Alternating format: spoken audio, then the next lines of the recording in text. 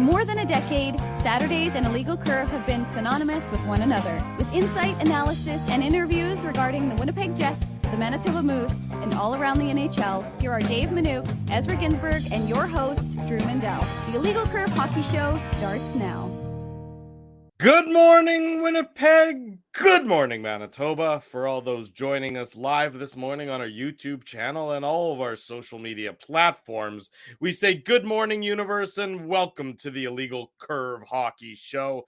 It's our playoff preview. We are in depth on the Jets and the Golden Knights all morning long. We'll also touch on all the other series. It is by far the best time of the year with this being a playoff season. Good morning to my two colleagues, Dave Manouk, Ezra Ginsburg. Gentlemen, good morning. You both on this Saturday morning. Apologies for the late start, folks. We are, say that again, Ezzy, a hair past a freckle. Is that what the expression you taught me this morning? Hair past a freckle. Yeah, I'm surprised that you've never heard that. I feel like that's something that, like, it's a joke, like an elementary school type of joke, right?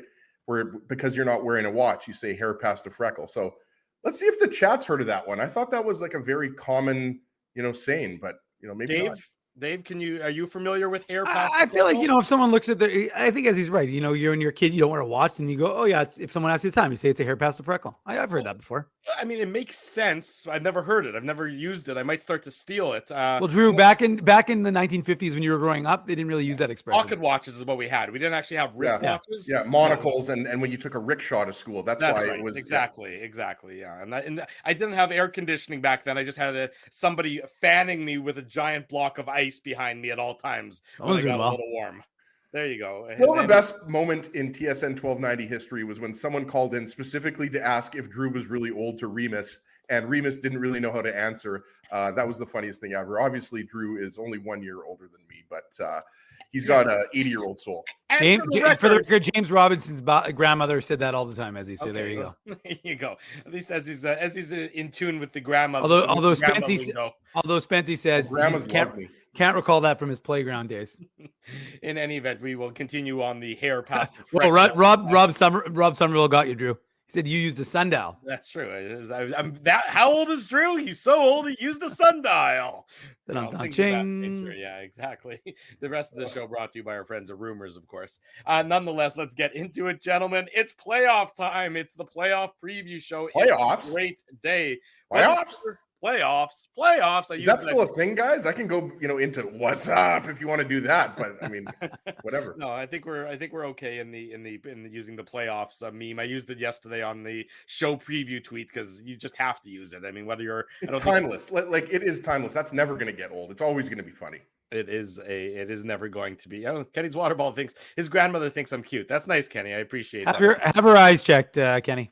I'm taken, but I'm flattered nonetheless. Who's the sexiest man in Winnipeg amongst grandmas? Hey, who have very limited vision. That's why we get along, because I have my limited vision, they have their limited vision. Nobody's able to drive at night. It's a great time for everybody. Just daytime dates. That's all we're going on. Is this a hockey show? I'm not even sure anymore. Speaking of daytime dates, we now of course know that the Jets Golden Knights Game 3 is going to be a daytime affair here in downtown Winnipeg next Saturday, 3:00 puck drop in the afternoon. Let's get into the series. Which means there's going to be a lot of hungover people by 7:00. Yeah, that's right. It's going to be like Wine Fest. You ever see when the early shift for Wine Fest where people are just stumbling out of the convention center? It's like 5 like zombies. 15. Yeah, they're purple tongues. The people are wearing. The women are carrying their high heels at this point in time because they're not able to walk in them anymore. It's just an ugly scene all around. That might be what downtown Winnipeg looks like next Saturday afternoon. Well, guys, we got a bold prediction by Jay Miller. What's up? He says the Jets are going to win by a hair past the freckle. Okay, well, there you I like go. it. I agree with Jay.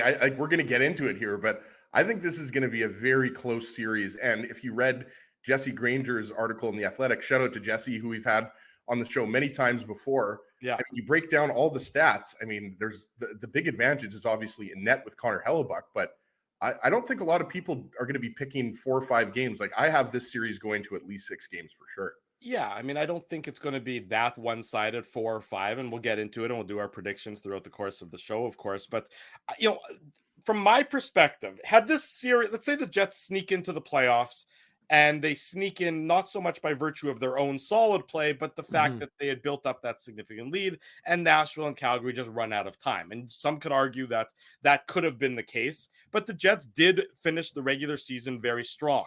I mean, 7-3.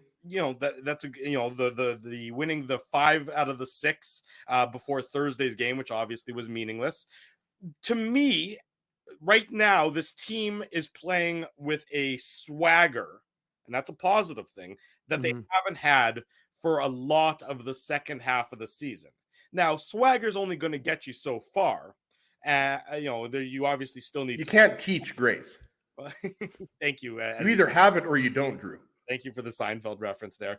But I think the fact that this team is now playing with another degree of confidence, and they seem to that last homestand seems to maybe have settled them down, and it wasn't as big of a struggle as it had been for so long, especially since after the All-Star break.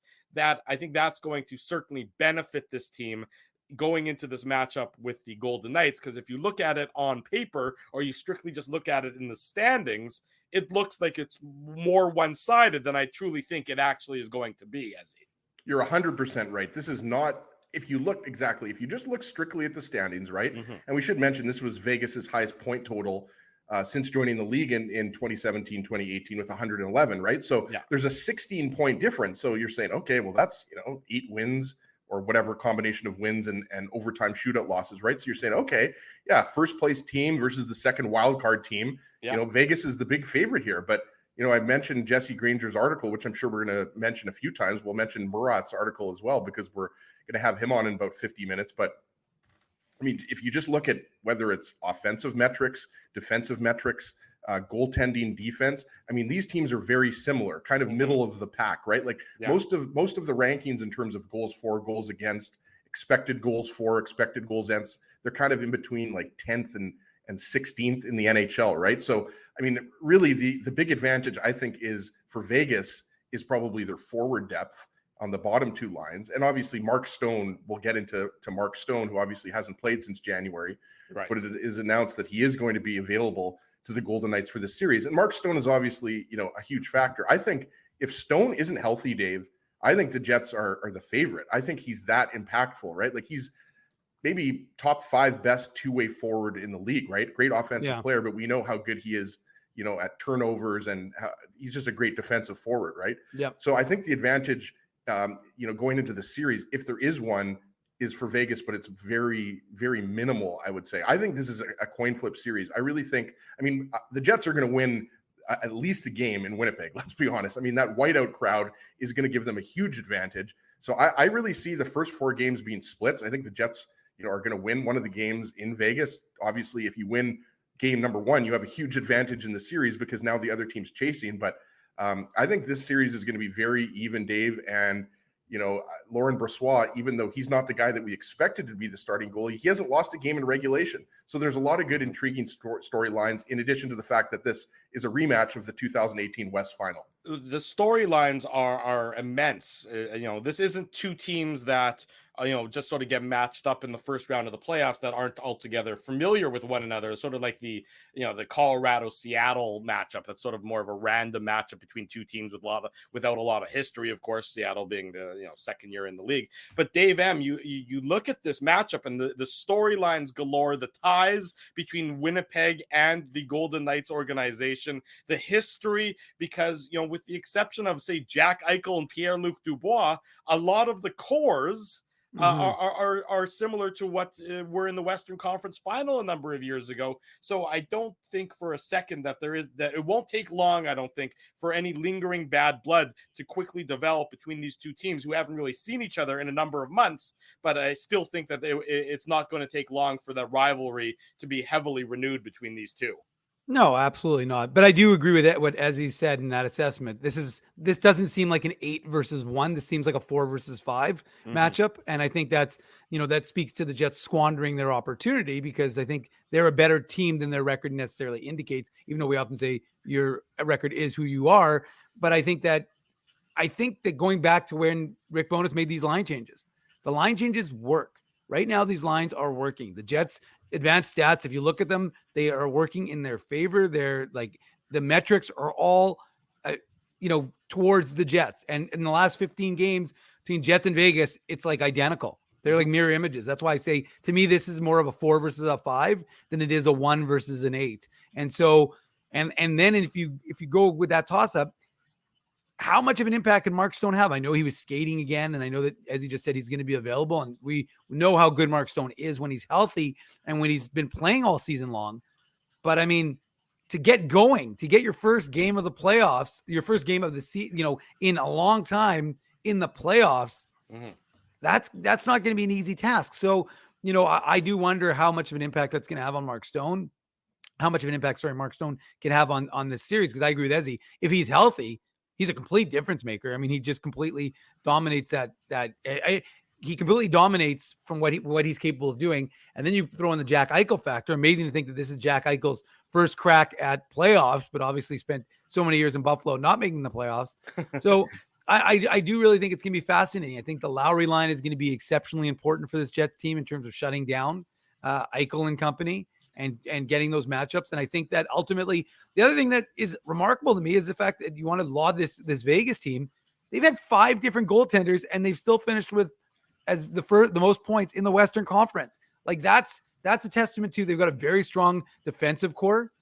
And it's like Carolina style, right? We always talk about how Carolina never needs to spend a lot of money on their goaltenders, right? Like it was Alex Nedeljkovic a year ago or 2 years ago, and obviously it's Freddie Anderson now, Antti Ranta. Like the Hurricanes are a great example, Dave, of when you have really good team defense in front of you. It doesn't matter, how good I shouldn't say it doesn't matter, but you don't have to have like a top 5 goalie in net for you, right? Well, it's certainly, if you're sorry, Dave, I was trying to go back to you there, but I just wanted to get that in there. Yeah, if you're going to go inexpensive in goal, you better have a damn good defense in front. Unless that goalie is, of course, on a rookie contract. But to your point, Dave, about Mark Stone, hasn't played since January 12th. That was the last time he played right. Just under 4 minutes in a game against the Florida Panthers. Well, that's January to February, February to March, March to April. That's 3 months of being out of game action. So to expect him to step in and be the same impactful Mark Stone as he would be, in the course of a regular season where he's playing every second night is probably it would probably be a little bit foolish. That said, no matter what percentage of Mark Stone you're getting, he does impact the series. He is going to make the Vegas Golden Knights a better team in this playoff series. But you're both right with a lot of your points. You look strictly at the points gained in the course of the regular season and the disparity there. The Golden Knights have a ton more, 16 more than the Jets. I look at regulation wins. That's the number that I'm looking at, because a regulation win means that you're beating your opponent, in the first 60 minutes of the game, when the game is largely played at 5-on-5, even strength, of course, penalties, but just to quickly jump on, there's no 3-on-3 overtime in playoffs. No, there is not. So you're right, Drew. It's a deceptive number when you say, unless you're looking at those regulation wins. Right. So I'm just strictly looking at regulation wins. The Golden Knights have 38 regulation wins. Well, the Jets have 36. The Jets were a team that was pretty good in regulation in terms of getting their wins. We know that if the Jets didn't like overtime, it's pretty obvious. They wanted to end the games after 60 minutes. Well, I mean, that's a fair point. They certainly didn't like losing in overtime. They were like what, 7-1?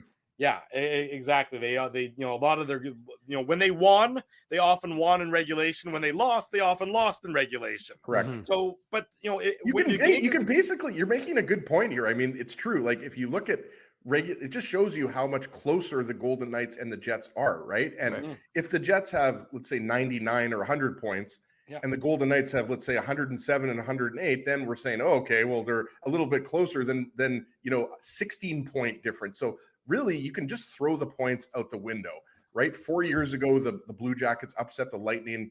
Was that 3 years ago or 4 years ago? I forget. I think it was 2019. The Blue Jackets swept the Lightning. So, I mean, what did that point disparity mean, right? Like, really, you start from scratch. The playoffs is a whole new animal. We talk about it every year. There's going to be an upset. I mean, I don't think Florida's upsetting Boston. Don't put me in that category, because I think the Bruins are going to handle the Panthers. I think the Panthers might win a game or two, boys, but I'm just saying, like, upsets happen every year, to Dave's point, whether it's a 3 versus 6 seed, 1 versus 8.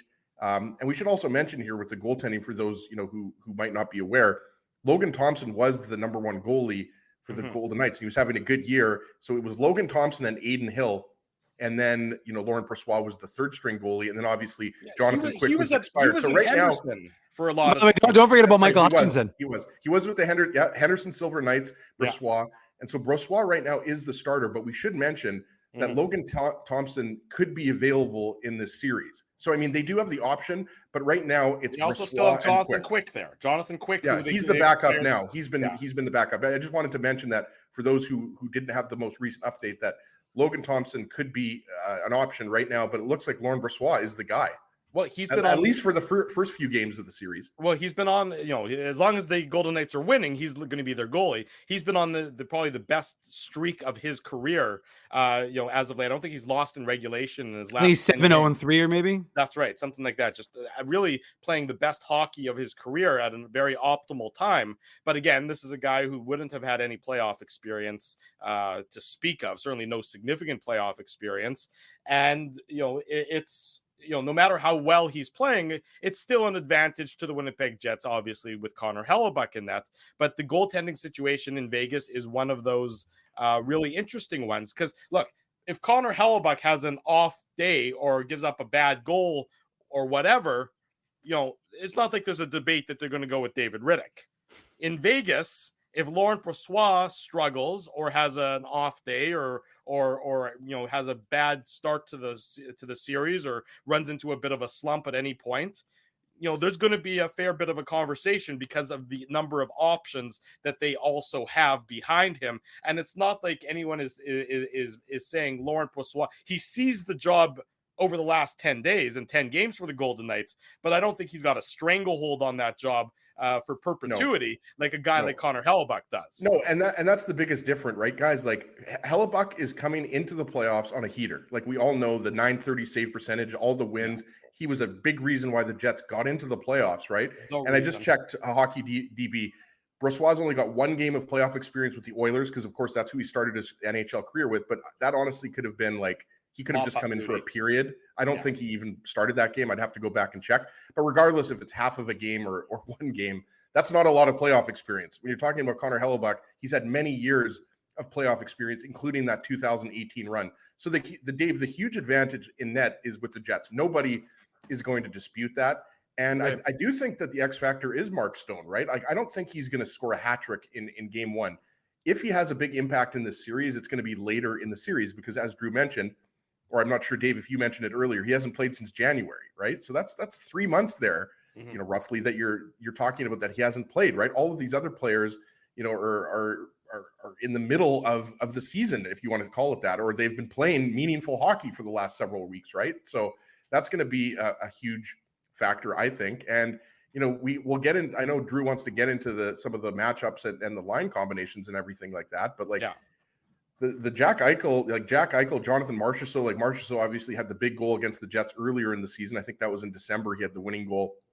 He's been a bit of a Jets killer, but you go down the lineup, our show, Drew and I often talk about how much we like Chandler Stevenson, Riley Smith. Like, this is a good Golden Knights team, but when you have Scheifele, Connor, and Dubois playing the way they are, I think the Jets have the advantage if you go top line versus top line. I think when you get into the depth lines that you might give the Golden Knights a little bit of an advantage, but you've got Niederreiter, Lowry, and Appleton playing at a very high level right now. So I really think the forwards are a bit of a wash. I really think the only advantage I would give the Golden Knights is their back end. I like their group of defensemen is stronger than the Jets. Well, that's what makes this series so fascinating, is that it is much closer than it appears when you strictly look at standings. I was talking to Ken Belke, who covers the Golden Knights for Sinbin. Sinbin Vegas is his website, and we were talking about the matchup and everything else, and how you look at it strictly on paper, and the Golden Knights seem to have an advantage. And then we were looking at expected goals for. The Golden Knights are sort of an anomaly.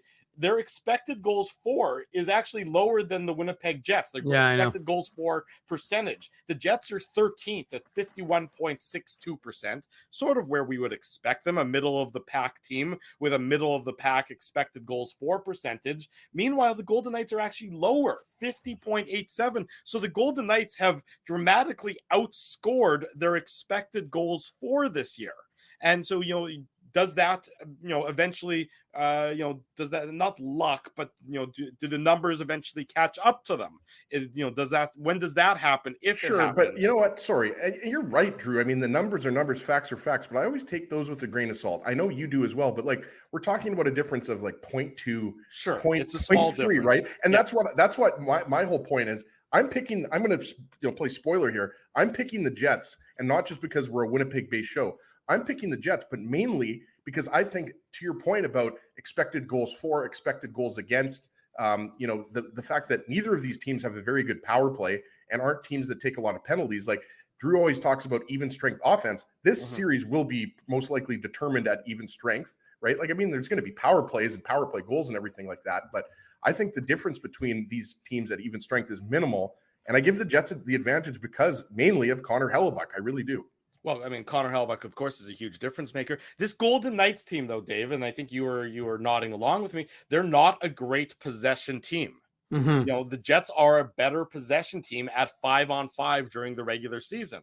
The Jets were, 51.57%. That puts them 11th in the NHL. Golden Knights were in the bottom of the league, bottom third of the league, just over 48.1%.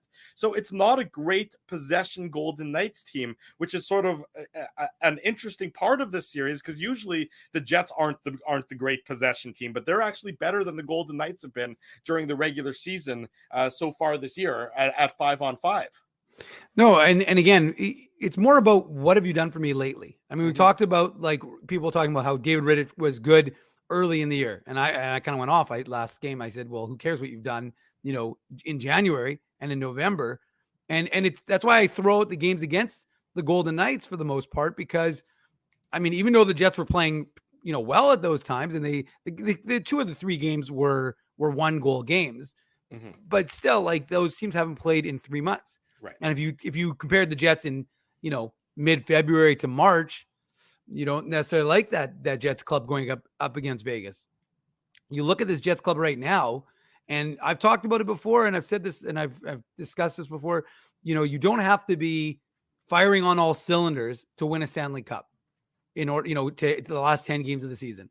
But the Jets needed to be, the way you started the show saying, if the Jets would have or maybe you didn't start the show this way, but because we were doing a little bit of a nonsense scene, but like if the Jets had just simply gotten in by luck, in the sense that they had already built up enough of a standings bank that they could say, okay, the runways run out on Nashville, Calgary, we're in, but we weren't playing well. And so therefore we'll hope Connor Hellebuyck will be Hellebuckian, and we won't, that's how we'll be able to handle the Las Vegas Golden Knights. Well, now, as I was saying earlier, you've got a team that is firing on all cylinders. You've got lines that are working. All these combinations seem to be working. And of course, there's still the question as to whether Nick Ehlers is going to be 100% healthy and Kevin Stenlund is going to be 100% healthy. And we know the Jets are practicing today at 12 noon. It's their first playoff practice. So anyway, so we'll see what happens there in terms of who gets on the ice and who doesn't, and whether Rick Bowness gives us any sort of insight afterwards. But and we know can I interrupt you for a second? Sure, of if course. Ehlers isn't on the ice, that's a huge factor in this series. Oh no, it'll be maintenance.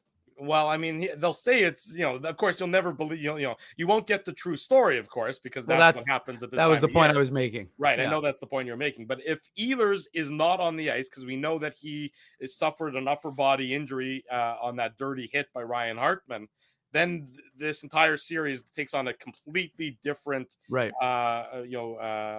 look. And they're actually going to have Ehlers skating at a secret location. Like, he's going to be skating at like Varsity View Sportsplex or something, or they're going to have him at like Eric Coy Arena so nobody can see him. But you're absolutely right, Drew. I mean, if he's not on the ice today, that's not a good sign. I'm not going to say red flag. It's not a red flag, but if he's not on the ice when the Jets practice in Vegas, because I don't know this, but I assume the Jets are going to be there by Monday at the latest, right? Like, I don't think I would You're good. assume that they'll practice today and tomorrow and then Here. fly home Well, after hey, practice.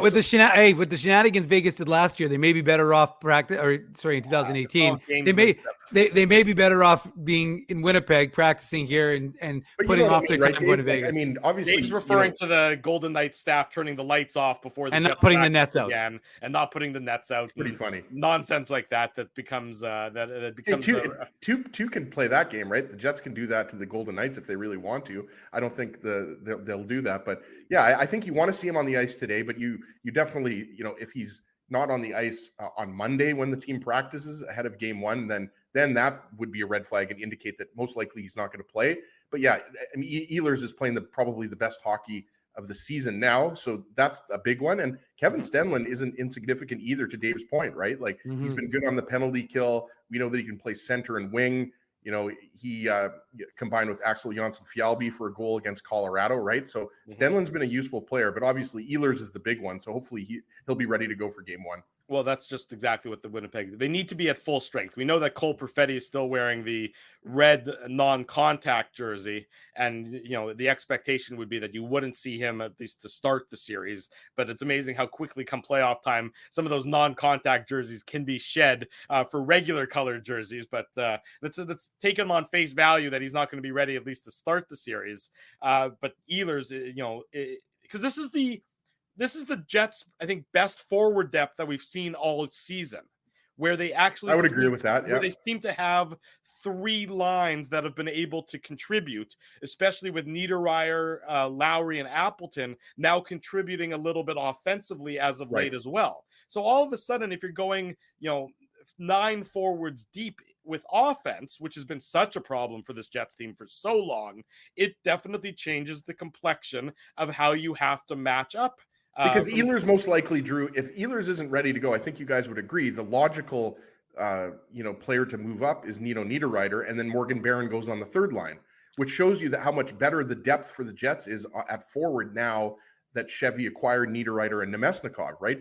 Because before you didn't really you were bumping up Axel Jonsson-Fjällby, no offense to him, or you were bumping up whoever you want to pick here. Carson Kuhlman to the third line or somebody like that, right? Yeah. So now Niederreiter, can contribute on that second line with Nemesnikov and Wheeler if that, sticks together as the second line, which I imagine it will. That's another thing, guys, to talk about here. At what point, if at any point, are we going to see Mark Scheifele up the middle, right? Because I think you guys would agree that Mark Scheifele on the wing with Kyle Connor and Pierre-Luc Dubois has worked out well. But, this is the playoffs now, and matchups are so important. And Jack Eichel, Chandler Stevenson, I mean, they have a good 1-2 punch up the middle. Right now, and then we're going to go to break. William Karlsson is the other center. So Chandler Stevenson has actually been centering the third line at times. Right. But right now, the way that line for the Jets has been playing, I think that they're going to roll with it. I don't see any change happening. I think so too. Yeah. Especially because Dave, and you mentioned it, the success that top line for the Jets, that's been how they've been having. I mean, you look at, again, at 5-on-5, the Jets, top line, Connor, Dubois, Scheifele outscored their opponents 8-3. Second line, Ehlers, Nemesnikov, Wheeler, 7-0. They've outscored their opponents in the last, sort of handful of games since this experiment started. Since this tweak began. Even Niederreiter, Lowry, Appleton, 6-1, they're outscoring the opponent. And in the fourth line, playing everyone to a draw. The Jets have been controlling the play over the last 7 or 8 games. Now, does that carry over to the playoffs? Would some of those teams say yes, but we weren't necessarily, we were maybe took our foot a bit off the gas in some of those games? Well, I don't know. The Jets have been playing pretty well, and they don't need to worry about that. They need to worry about what they can control, and what they can control is that their forwards have been playing some pretty good hockey over the last couple of weeks. Much more to come. Steve, by the way, got to address that comment from Steve. What's funny about that comment, I'm not sure if Steve was thinking this as well, but who was the goalie for LA in 2012? Jonathan Quick, obviously, right? So pretty funny. But yeah, just because the Jets are a wild card team, going back to what we were saying kind of 20 minutes ago or whatever, you can really throw the points out the door. This is going to be a very even series. Yeah. And I don't think many people, are going to be picking this to end in 5 games or anything like that. I think you're going to see a nice long series, and that's what you want to see. There's only one dominant team in the Western Conference, as far as I'm concerned, and that's the Edmonton Oilers. Yeah, not in Seattle, but they've been a good hockey team. The Edmonton Oilers are the only dominant team right now in the Absolutely. Western Yeah, Conference. they have to be the favorite, don't they? They are. There's no question about it. I looked at it on earlier this week with our friends at Betway, and I know we're not going to get into a betting segment because that's not necessarily what we do. But the odds that I got on the Oilers to win the Western Conference, I was surprised at how high they were, and I was glad to jump on that because I have a question. Yeah, is Spency the producer of our show now? Is he telling us that we have to go to break? Is that it? Is that why Spency's telling us? Spency wants us to go to break here, guys. So let's listen. Well, we don't want Murat sitting for 20 minutes. I mean, come on. I don't want Spency to fire me, though, Dave. Oh, right. I forgot. So then why are we going to break for them? Well, you got to take a break. You have to pay some bills, as Spency's reminding you. In any event, much more on the Jets and the Golden Knights. We'll look at some of the forward matchups. Who gets the Eichel matchup? Pierre-Luc Dubois. We know how good he's been as a shutdown center before. How does he factor in? Much more to come. We're all about the Jets and the Golden Knights. Don't go anywhere. Saturday morning, we're live with the Illegal Curve Hockey Show. Bottom of the hour. Welcome back to the Illegal Curve Hockey Show. We're live on this Saturday morning. Drew Mandel, Dave Minuk, Ezra Ginsburg. I was going to call you Ezra Ginsburg for some reason. You can call me Ezra Ginsburg. That's fine. We've just met each other recently. We don't have a long-term history. Well, you remember the best misspelling of my name was when we were in first year university and we played intramural hockey at Max Bell Arena / Wayne Fleming Arena. I'm not sure if it was Wayne Fleming back then, but it's now Wayne Fleming, so we're going to call it that, at the Max Bell Center. And I wasn't a student at U of M. I was a University of Winnipeg student, a proud Westman. I was an interloper. I was like Van Ginsberg. I was in university for like 11 years, but no, I went to University of Winnipeg, where my dad taught math for 32 years. Shout out to you, Dad, if you're watching right now. He taught a great deal of number of students, except for his own son. His own son couldn't quite grasp the math. I tried to take linear algebra from my dad, but he's like, get out of my office. But shout out to my dad. I think he was. How'd you get this phone number? Yeah, the most handsome man to ever walk the stairs of the University of Winnipeg. But where was I going with this? I completely lost my train of thought. Your name, something about your name at when we were playing. It's the worst misspelling of Ginsburg. Sorry, guys, I needed some more brain cells there. I was only half listening. I still remember. Yeah, they spelled my name Ezka Ginsbung. So I thought that was pretty funny that, I don't know where that came from, but yeah. So a couple of guys like our buddy Dan Goldstein always calls me Dan Ezka Ginsbung. So I used to get mail from the Assiniboine Downs when I was a kid, and it was addressed to David Manuel, which sounded like manure. So I thought it kind of made sense. Manuel, or kind of like Minute Bowl. Yeah. Between Manuel in the top right and Ginsbung in the bottom middle, I think I'll stick with my name, Drew Mandel. This is the Illegal Curve Hockey Show. Remind you folks that, of course, Tuesday night after the Jets and the Golden Knights, it is going to be the Illegal Curve post-game show. So be sure to lock it here onto our YouTube channel. Only place you want to be, right here with the three of us. When the game ends, we begin talking about the Jets and the Golden Knights, game number 1 on Tuesday night. Then again on Thursday night, we'll be here throughout the entirety of the Winnipeg Jets run in the Stanley Cup playoffs. It's going to be late nights again, boys. It's going to be like it was in that Jets Oilers series. Yeah, it was going to be the only difference, except for that Saturday afternoon game. But you're you're absolutely right. I like the Saturday afternoon game. That's always fun. It'll be afternoon playoff games are different. The regular season afternoon games, okay, take it or leave it.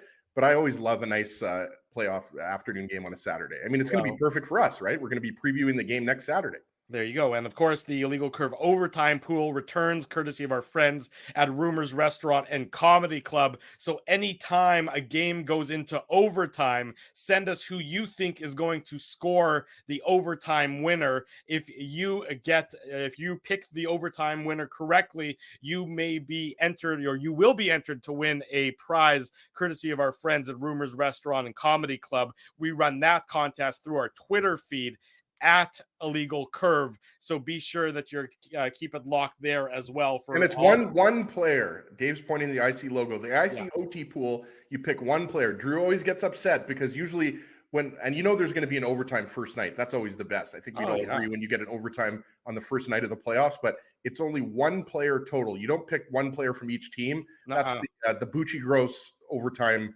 challenge. A lot of people pick one player from each team, but we only do one player. We keep it real. and you avoid whatever Weeb is doing because Kenny likes to try Oh, and yeah, Kenny piggyback has on his our pool stuff. too. Yeah, he's been trying to horn in on our little our contest, which we've been doing for years. Yes, exactly. I So, have the notes to prove it. That's right. So we're gonna have to break Kenny's legs. Of I've course. got the notes to prove it, and Kenneth has the toques to prove it. Kenny's already in Vegas, by the way. I'm not sure if you guys knew that. He I went did right know from that. Colorado to Vegas. Yes, he Must did. be nice. Yeah. So he went to a show last night. I saw on Instagram. Ken went to check out some sort of show last night on the Strip. I'm not sure. I think it was maybe. Would you call it a strip show? No, I would call it maybe a Cirque show on the Strip. I don't think that he went to see a strip show. But was a First and only time I went to a Cirque show, I fell asleep. really, Yeah, they're boring. Dave M hates. That's what Dave M's all about. He's I fueled saw by an hatred. Elvis impersonator in Vegas. Or no, sorry, not Elvis. That was in Mexico. Or no, I don't even know if I've ever seen an Elvis impersonator. No, That was just some guy who lured you into Michael his house. Jackson is what we saw in Mexico. I saw a Frank Sinatra impersonator in Vegas. It was very good, very well done, Thank you for that. very lifelike. Thank you for but you saw. I'll tell you where you saw an Elvis impersonator, dingus. You saw an Elvis Oh, yeah, on my impersonator bachelor party. on your bachelor party in Brainerd, Minnesota. Minnesota. That's right, Drew. I drank so much beer that I don't remember any of that bachelor party. And speaking of Dan Goldstein, he fell asleep on the toilet during that bachelor party. So that was a good one. And they're both married with children, folks. So we got that going with Horace. Let's look into the matchups a little bit as we've completely derailed ourselves like we usually do. The matchups so Jack Eichel is obviously the biggest name on the Golden Knights in terms of their offense. He's the one who's leads and he will be healthy for game one because he missed some time towards the end of the year. Right, but he's healthy for game one. He leads the team in points this year, just under a point a game. He had 67 games played, 66 points. So everyone knows how dangerous Jack Eichel is. Is that Adam Lowry's matchup as much as Rick Bowness can get it? I think so. 100%. Okay, so you guys are. I was going to say, yeah, and obviously first change you don't. Of taking on some of those difficult matchups. I'm sorry. Do you want Mark Scheifele and Kyle Connor playing defense against the top line of Vegas? Absolutely not. Well, to Drew's point, though, I mean, Pierre-Luc Dubois has the ability to be that shutdown center, right? And I think you probably will see that at times, like especially as we mentioned with last change not being there for the first couple games, right? But yeah, Drew, I think absolutely you want the Lowry, Appleton, Niederreiter line, or if Niederreiter does get moved up because of Ehlers' injury, we're just not sure right now. Regardless, it'll be Lowry and Appleton, we know, as a pair on that third line with either Niederreiter or Barron. I think we'd all agree Morgan Barron fits in there seamlessly because he's played there before, right, Dave? But yeah, absolutely, Lowry. And speaking of the Jets, playing well towards the end of the season, the last 7 or 8 games or 9 games of the season, I mean, Lowry is right up there. I mean, how many fans were saying, put the C on Adam Lowry based on what he was doing. So yeah, that's the matchup you would like. And to be honest with you, the only line that really I think you would say it would be a pretty big mismatch is Nemesnikov and Wheeler, and if it's Ehlers or Niederreiter, right? Just because of the obvious. Yeah. For conversation's sake, let's assume the lines stay as the Jets want them. Sure. To stay. Yeah. So you most likely, if you're Rick Bowness, you'll try to get that matchup at 5-on-5. And the second line we talked about, that's William Karlsson, Riley Smith, Mike Amadio. But I haven't watched the Golden Knights. I'd have to ask Jesse Granger about this. But, Chandler Stevenson has played third line center. But Chandler Stevenson, before Jack Eichel arrived, was the number 1 center for the Golden Knights. So the Golden Knights are pretty solid up the middle. But, I really don't think there's a big advantage for either team. Like if you look at the Jets' depth and their line combinations against the Golden Knights, I really think it's a wash. Well, I mean, the Jets as how they've been playing lately, and now that they've sort of solidified these lines, I would agree with that, Ezzy. They've been playing some very good hockey. This move of Mark Scheifele to the wing, which left so many people sort of furrowing their brow, Dave, and wondering about its success rate, has proven thus far to be successful. Now, it's not a big sample size yet.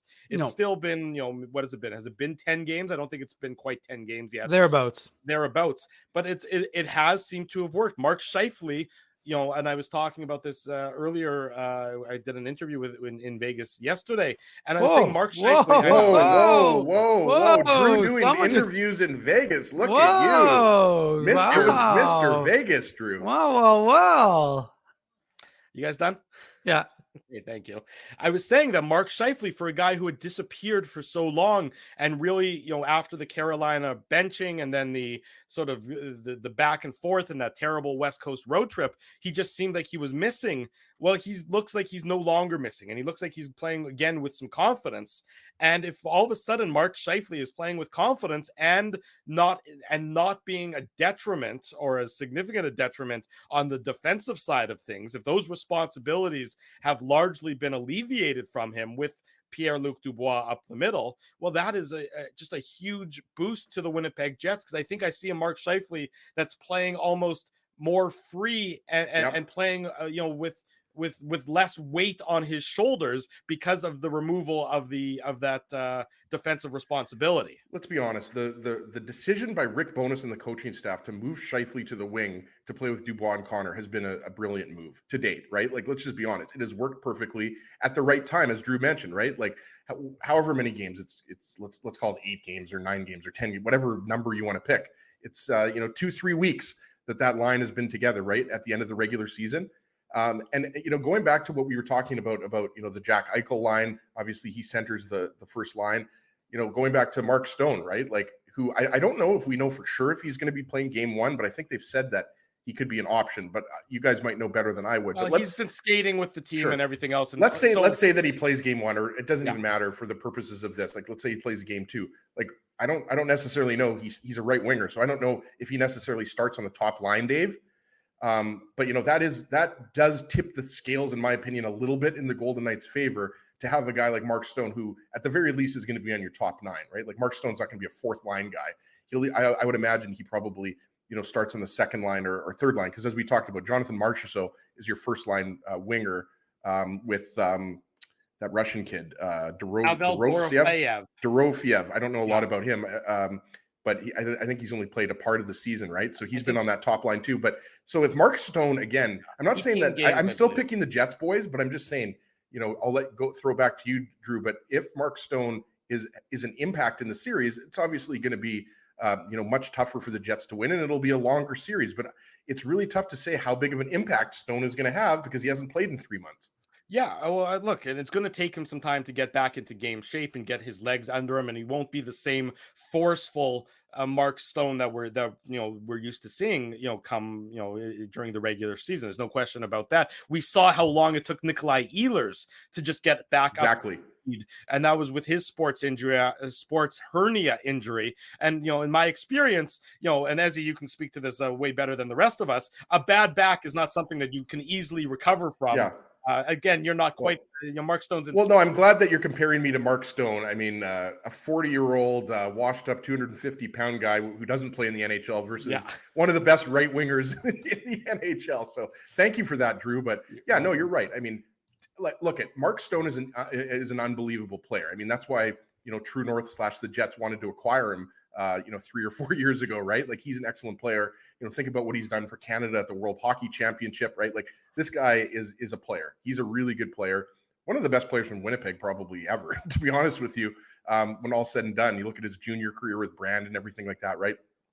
But it's going to take him a while. I think if he scores a hat trick, I wouldn't say I'd be shocked, but I would be pretty surprised if Mark Stone just steps right back into the lineup, Dave, and he's dangling and dominating, because you expect there to be a little bit of growing pains to start off. Not growing pains, just a little bit of rust. Rust is a better way to explain it, not growing pains. Well, and as Stu Smith here makes a good point. He says, be careful. Kucherov sat out a whole season, led Tampa in scoring in the playoffs.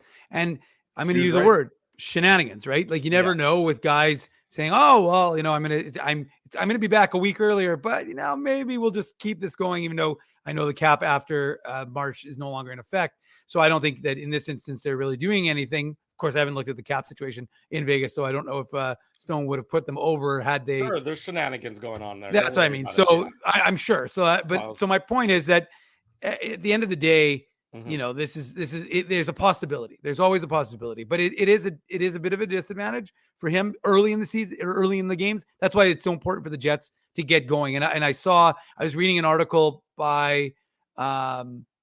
Maybe it was in Murat's article this morning about the idea of when teams score first, how important this first goal is, both for Vegas and Winnipeg. And it really has been critical for these teams this season. So we'll see. Not that they don't have the ability to come back, because they do, but generally speaking, when they score first, they've done well.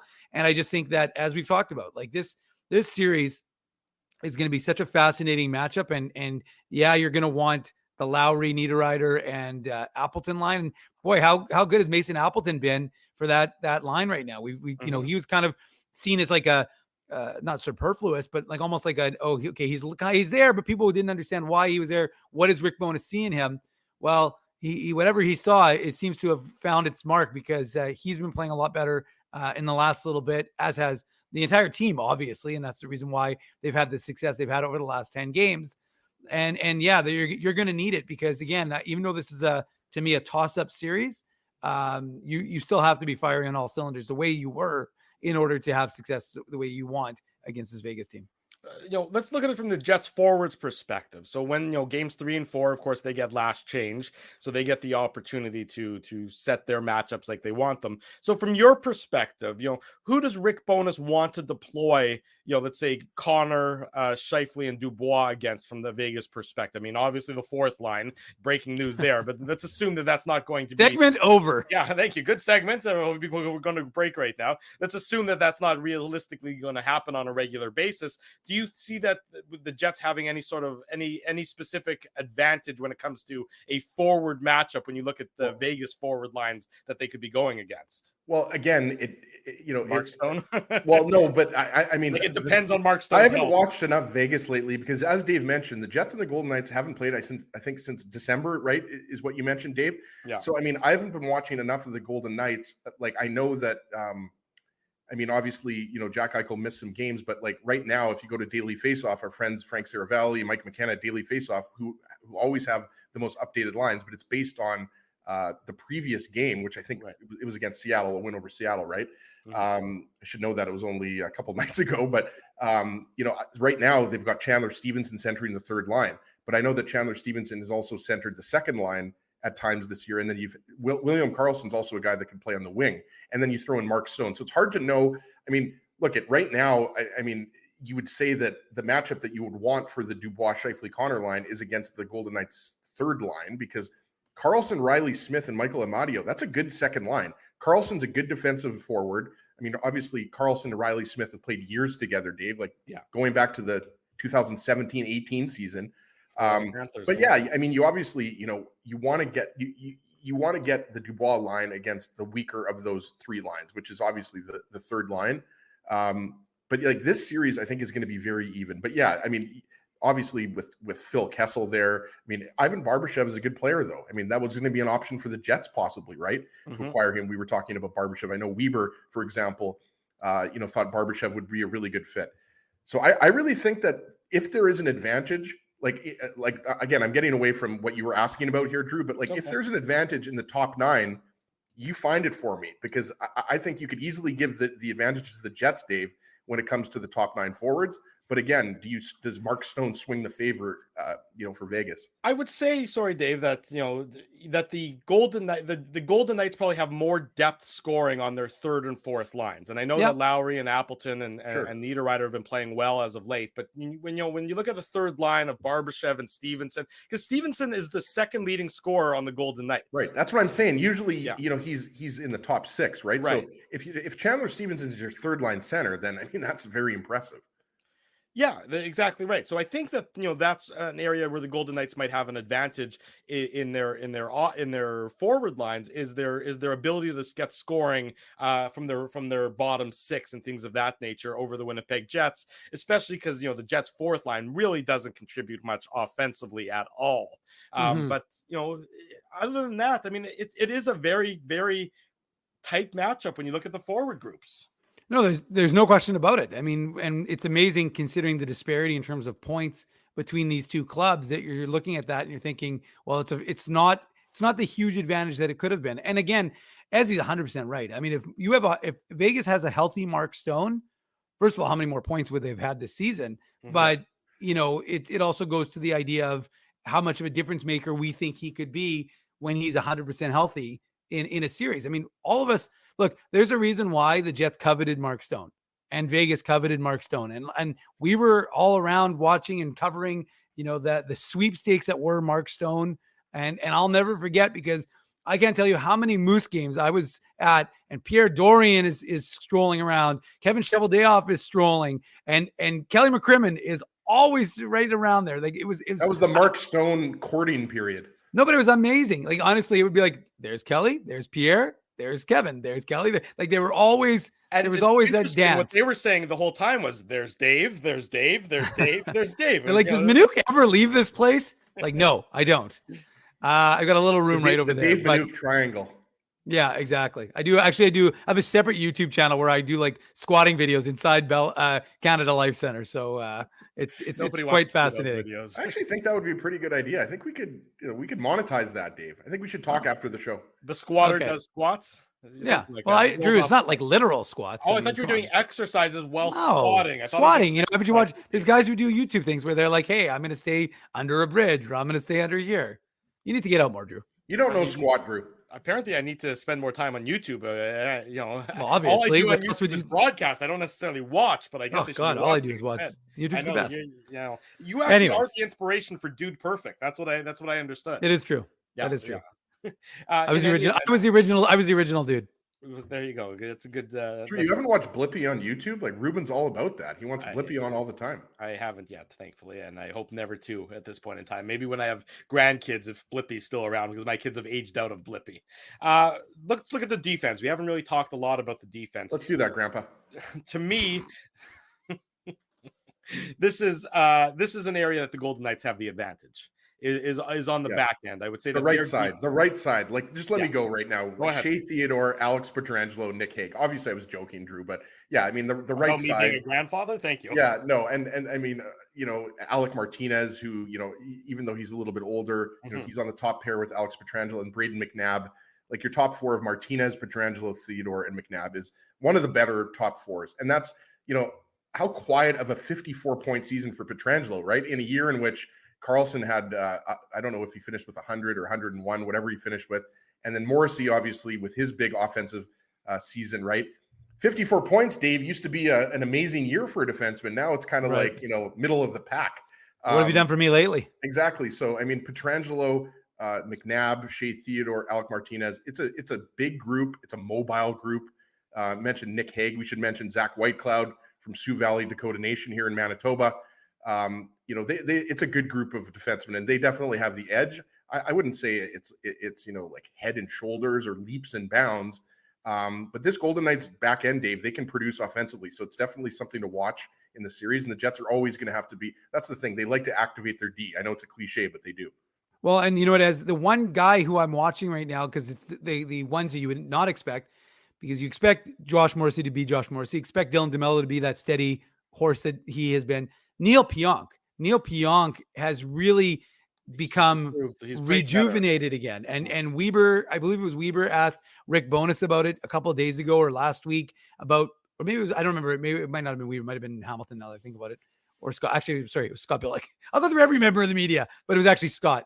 Sorry, it was Scott because I was there. I should know, but it was Scott who asked. And because he really is playing different. And remember, guys, it was Neil Pionk when the Jets beat Connor McDavid and the Oilers. Mhm. Neil Pionk was a critical piece for the Winnipeg Jets defense. He was really a linchpin for that defensive group and limiting what Connor McDavid did and allowing the Jets to sweep the Oilers. And let me tell you, every Jets fan, every time you just get a chance to say the Jets swept the Oilers, it just brings joy if you grew up in the 1980s. Steelers. So anyway, That was the my point- best Harner Ryan sing impression. There you go. That was, Wow. I Harner I Ryan. I thought you were having a stroke, so I was a little Obviously, confused. Harner Ryan has nothing to worry about. No, he doesn't. I was I had 9-1 already dialed because like, oh God, something's happened to Ginsburg. But anyways, or Ginsboil, whatever they were calling you these days. Ginsbung. But I'll never Ginsbung. forget Ehlers scoring that goal, and the only person in the crowd being Bud Light Seltzy. Oh, yeah, that I'll never let me forget tell that. you, And then Seltzy gets up and he's cheering. Like everything like this. about that, everything about the bubble playoffs was just so bizarre. that wasn't the bubble playoffs though. That was the that was Well, the he no means fans the regular COVID. season. Yeah, Yeah, Yeah, I know. yeah. The bubble playoffs were as equally as weird, but yes. Sure, you're right. It wasn't, but it was no fans. Is There what was I no meant. fans, yeah. Anyways, the point is that to me, Neil Pionk playing the way he is, Brendan Dillon playing the way he is. I mean, Dillon obviously a critical piece for keeping the front of the net, keeping those guys honest. But Neil Pionk, I think, if he's back to playing the level that Jets fans expected from Neil Pionk, because for a long time this season, that wasn't it. And look, there's always there's always situations. I mean, it's interesting because Rick Bowness is fairly honest. So he said both that there was an injury situation that he was obviously dealing with at some point this season, and also that he wasn't playing well. And Rick said, I talked to Neil and he knows he's receptive. And it seems like whether it's the injury or whether it's the, understanding of what he needed to do to get better, to me, if Neil Pionk can get back up to the level that Jets fans have come to, expect of him, that evens things out a little bit more from a defensive core that, as he's right, you would give the edge to the Las Vegas Golden Knights. It'll be a fascinating series. We talk more about it after these commercials Jets with a good friend, Murat Atesh from The Athletic. Don't go anywhere. The comprehensive series preview of the Jets and Golden Knights continues on the Illegal Curve Hockey Show, live on YouTube and all of our social media platforms. Keeping Winnipeg laughing for over 30 years. Rumors, Canada's longest-running comedy club, bringing you the biggest laughs from the best comedians on the planet. Jerry Seinfeld, Chris Rock, Jon Stewart, Dennis Miller, Brad Garrett, the greats, and all the up-and-comers too. When was the last time you laughed out loud? Make it a great night out with friends, or book your office or birthday party. Even a fundraising event at Rumors. Get all the details and dates on upcoming shows at rumorscomedyclub.com. Hi, Ez. A strange question for you. But why are you lying on the ground being crushed by a piano? Well, Drew, I definitely tried to carry this baby grand piano down the stairs by myself, and somehow I failed miserably. Right. I'm sorry. That was a silly question on my part. My apologies. Would you like me to call Rolly's Transfer Moving and Storage to help you move the piano? They are the most experienced piano moving company in Winnipeg, after all. Yes, please call Rolly's and hurry. This piano is very, very heavy. Rolly's Transfer Moving and Storage offers stress-free residential moving services while taking great care of your personal belongings, including your piano. At Rolly's, no job is too big or too small. For more information, visit rollys.com. Hi, it's Drew from Illegal Curve here. Selling your home can be stressful, but it wasn't for me. Thanks to my friends at Zappia Group Realty, they made the process so easy. My home sold within 48 hours and with multiple offers. Zappia Group Realty took care of everything with their exquisite customer service and attention to detail. If you want to sell your home for more in less time, get started by talking to Frank and Mauro Zappia of Zappia Group Realty. Online at zappiagroup.com. Hey, Drew. Ezzy, whoa, what a smile! Yeah, I got my crowns done at Linden Market Dental Center, and they whiten my teeth. I see. They're so bright that every time I smile, they go... We have hockey tonight. Do you have a mouth guard to protect those pearly whites? I sure do. Whoa, they even ting through the mouth guard. Linden Market Dental Center covers all your dental needs, from restorative to cosmetic dentistry, and will fit you with a sports guard for that active lifestyle. 877 Waverly. See lindenmarketdental.com. Boston Pizza harnessed Fetalytics to help optimize no-look dipping. Ooh, making adjustments so you can stay focused on the game. The playoffs at Boston Pizza, powered by Fetalytics. Hour number 2 of the Illegal Curve Hockey Show starts now. Saturday morning, Drew Mandel, Dave Minuk, Ezra Ginsburg with you.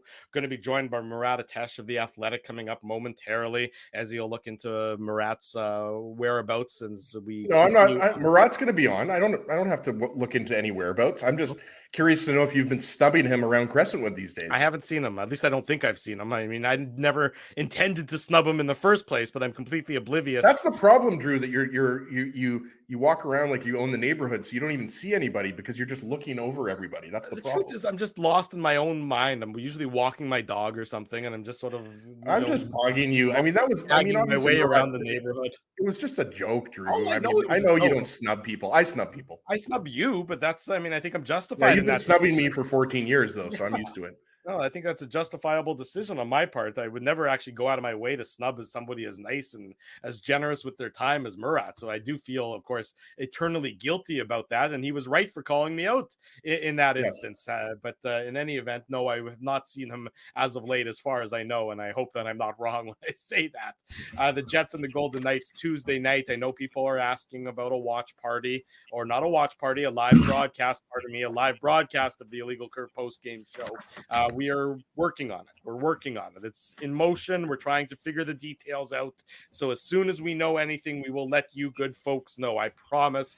Keep it locked onto our social medias, Twitter, Facebook, Instagram, the website will have all the latest as well. So stay tuned. It's something that we're working on to try and make the live broadcast of the Illegal Curve. Breaking news. Murat just texted me.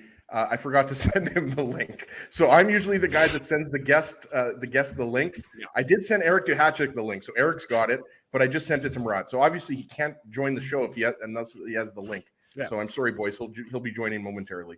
We'll let Ezzy work on that. So it's a good thing I suggested to Ezzy that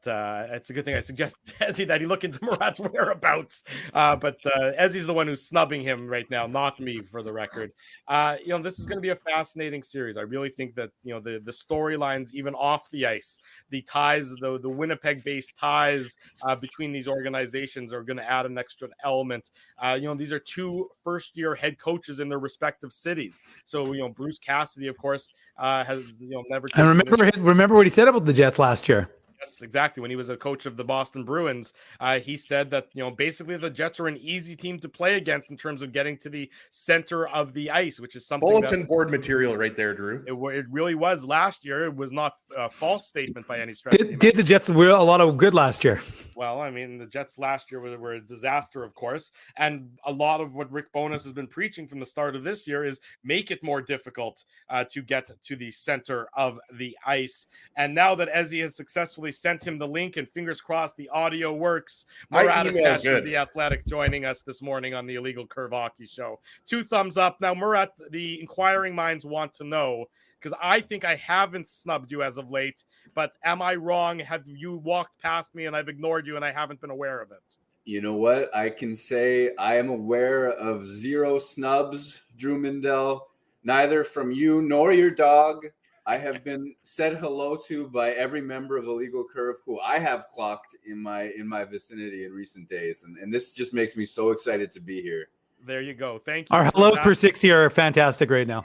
Yes, our hellos. Our links per 60, not so much. Yeah, no, that's where we're struggling. You're falling behind in your links per 60 there. Murat, good morning. Obviously brought you on to talk about what's going to be a fascinating playoff series between the Winnipeg Jets and the Vegas Golden Knights. And we talked about it through the first hour of the show. You referenced it in your great article previewing the series on theathletic.com, that you look strictly at the placement in the standings and it seems one-sided, but you go one layer deeper and it's not nearly as one-sided as it may appear between these two teams.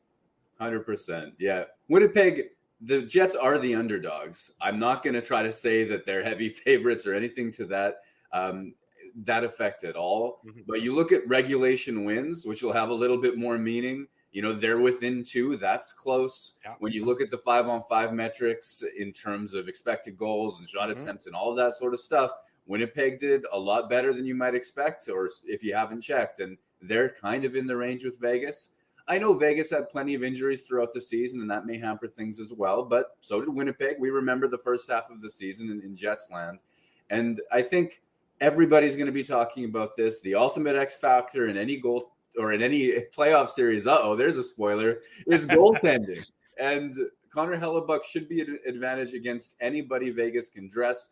I know it's LB, I think, is the presumed starter for game 1. Mm-hmm. And despite his, I think it's a 927 this year, some phenomenal numbers in a small sample for Vegas, you have to believe in the guy that taught him, the guy that brought him up. And it's not that Connor Hellebuck deserves credit for Laurent Brossois' success. Brossois deserves that, but Connor Hellebuck's an advantage in any series. And that's before you get into the systems, the X's and O's, Bruce Cassidy changing some things up in Vegas. They're not your younger selves Golden Knights from the 2018 playoffs. There's some differences, and I think Winnipeg matches up pretty well against them. I would agree with that. And Murat, obviously, we have to talk about Mark Stone. And I mentioned, and you would know better because, obviously you've been covering this more in depth, and I'm not sure if it's a guarantee Mark Stone is even going to play in game 1, but he's certainly going to be an option in game 1. But what type of impact do you think he'll have in the series, especially early on in the series, because we expect it to be a longer series, right? I'd be curious to know who you're picking, I'll give you a little bit of a chance to think about that. No, I'm sure that you've already, probably made up your mind. Maybe you haven't. But what type of impact do you think Mark Stone can have early on in the series, considering he hasn't played since January? Well, yeah, Vegas is kind of in that boat for a lot of guys, right? Like Shea Theodore recently back, Jack Eichel recently back, but Mark Stone, long absence, painful situation, and last I heard, he's skating in a non-contact jersey with Vegas. And so is he a guarantee for game one? I honestly don't know. I don't think so. And so I can really only speak to Mark Stone, the healthy player, because he's darn near perfect. As a winger at 5-on-5, he's a darn near an analytics darling, right? Absolutely. And that's kind of what caught my eye several years ago, is that, who is this guy that shows up in the numbers? But then you and I did this back when he was available at trade deadlines and Winnipeg could be interested in all that sort of stuff. You do the video deep dive on the way Mark Stone plays hockey. He's a perfect forechecker, takes perfect lines. His stick is amazing in terms of knocking pucks down in the neutral zone.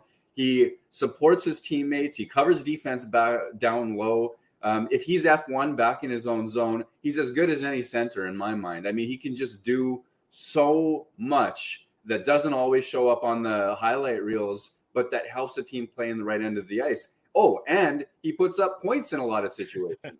So he's a phenomenal player, and I know he's had a tough go of it with injuries and everything like that of late. So what version of Mark Stone would Vegas get if they got him back? That's, I think, the biggest question mark. But if he's healthy enough to go, whatever playoff magic energy that these guys get, I mean, that's a dangerous weapon for Vegas. Not necessarily in terms of him coming over and taking over the series, but every shift that he's on the ice for is that much harder because he plays such a close to perfect version of hockey on the ice. Murat, when we talked about the Jets, probably in our preseason show, we talked about the center depth. Dubois, Scheifele, Lowry, insert generic fourth name line there. But of course, Mark Scheifele now is a winger, and he has been for the last 7 games. And it's been about 2 weeks. It was the end of March in that game against the Red Wings when he moved over to the wing. Not a massive sample size, but from your assessment over the last couple of weeks, how have you liked that? And do you see that sticking for the playoffs? Yeah, I think Rick Bowness has found lines that work. And for a guy that was guilty of maybe over tinkering from time to time earlier on in Winnipeg's season, he's run with them and he's kept them together and he's leaned on them to great success. I really like the lines as Winnipeg has aligned at present. I think that with Scheifele playing sort of a winger's role, and he'll take strong side faceoffs. So when he's on the right side, he takes draws and stuff like that. And Rick Bowness is quick to remind us. But realistically, in Winnipeg's own zone, more often than not, it's Pierre-Luc Dubois playing down low, supporting the defenseman. And that is an advantage. Dubois is better at winning some of those down low battles. He's also a little bit more patient in terms of giving that down low puck support before turning up the ice than Scheifele is. And so what that gives you on that line is a little more stability in winning that puck in Winnipeg's own zone. And then you've noticed, like, Winnipeg has the green light to send its wingers flying into the neutral zone. That works if you have control, which Dubois helps with. And it's all the more dangerous when you have Kyle Connor and Mark Scheifele chasing those stretches down and then trying to turn that into transition offense. I think that that's worked tremendously well. Connor and Scheifele have great offensive chemistry, and they've connected. So I really like that line. And I think they're up to 8-3 in goals at 5-on-5 since being put together. That's phenomenal. They're doing it on positive shot metrics as well. Not quite 8-3 good, but still solid underlying numbers for them. You go down the lineup, and it's more of the same. That Ehlers-Nemestnikov duo has chemistry. That Nemestnikov-Wheeler duo has chemistry. And you've got some nice passes from Ehlers to Wheeler for goals as well. They're also controlling the flow of play in terms of the underlying numbers and the scoreboard. And I guess I'll just, without turning this into a monologue about every single line, you cannot talk about Winnipeg's lineup right now without Adam Lowry's performance on that third line, whether it's standing up for his teammates, whether it's adding some timely offense, whether it's Nino Niederreiter and Mason Appleton doing the same. They found something there with that trio that obviously they wouldn't have had access to before the trade deadline, but they didn't have access to until Rick Bowness made that lineup switch heading into that Detroit game. And that's another line. They're in this high 60s in terms of percentage of the shots that they get, expected goals that they get. And they're also dominating in terms of the flow of play of goals, real, honest goals. And when Adam Lowry is scoring and checking and protecting the middle of the ice and getting to the middle of the ice, that that conversation about center depth gets real.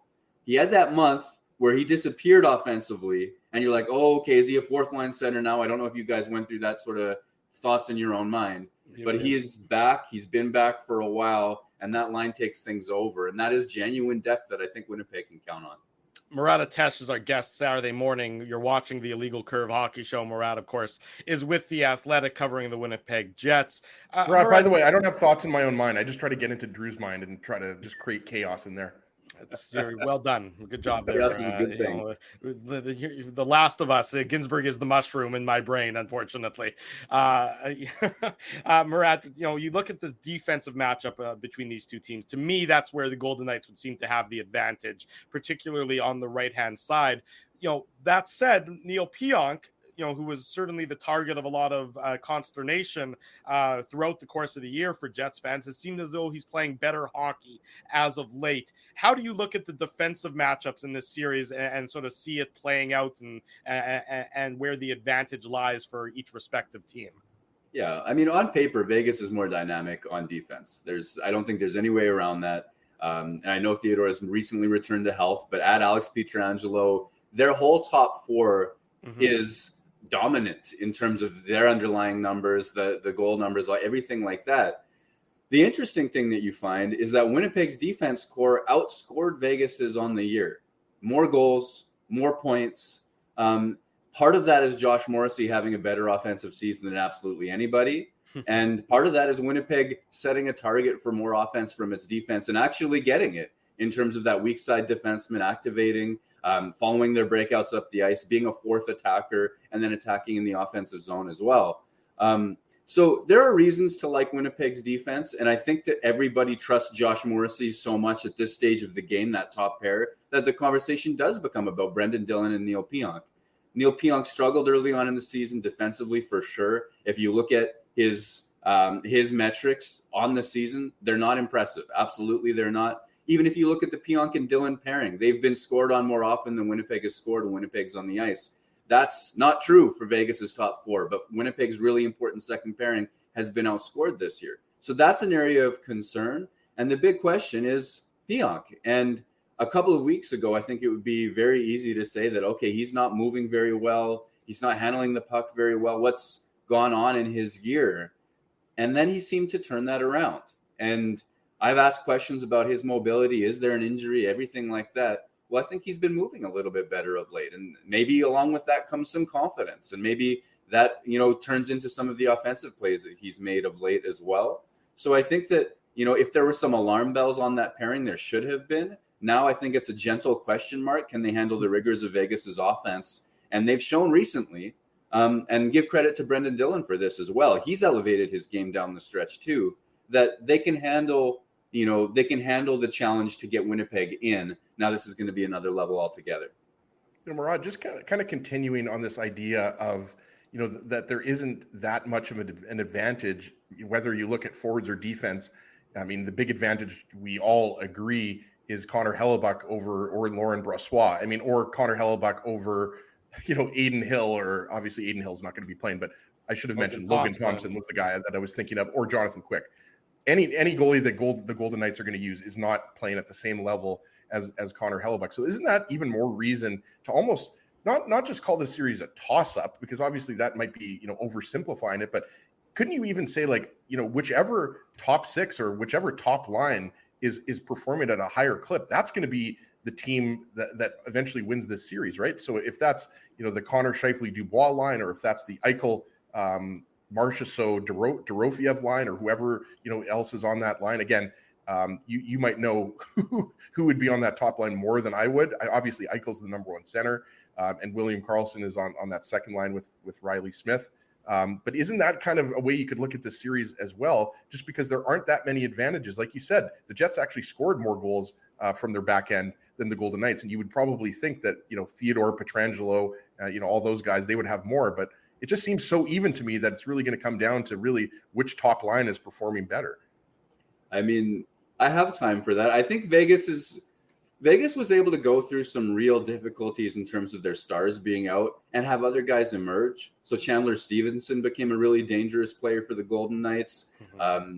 Jack Eichel's return gives them the possibility of a truly dominant number one center, depending on what level he can get to as well. And then we know that Carlson Smith and Marchessault line has given Winnipeg fits for ages. And if you think of the Golden Knights of yore, 2018, that is a reason Connor Hellebuck, I believe deep down inside Connor Hellebuck, there is an element, not of vengeance in an angry way, but of, well, everybody talked about Marc-Andre Fleury outplayed me in 2018. There's no doubt in my mind that Hellebuck has a driven chip on his shoulder for this particular series. But anyway, going back to that Smith, Carlson, and Marchessault line, if they use them, we know for several years that the amount of back pressure that they can put on some very good Winnipeg Jets players is tremendous, absolutely tremendous. And they're able to turn the flow of play against Jets players that, in my opinion, should be better than them at times. Now, there's another thing that Vegas does that makes me think that there's, is be sort of a systemic question. And Vegas switched to a zone defense this year. They're content to keep a whole bunch of guys in the middle of the ice, keep Winnipeg to the outside, and they're content to give up zone time as long as teams stay on the outside.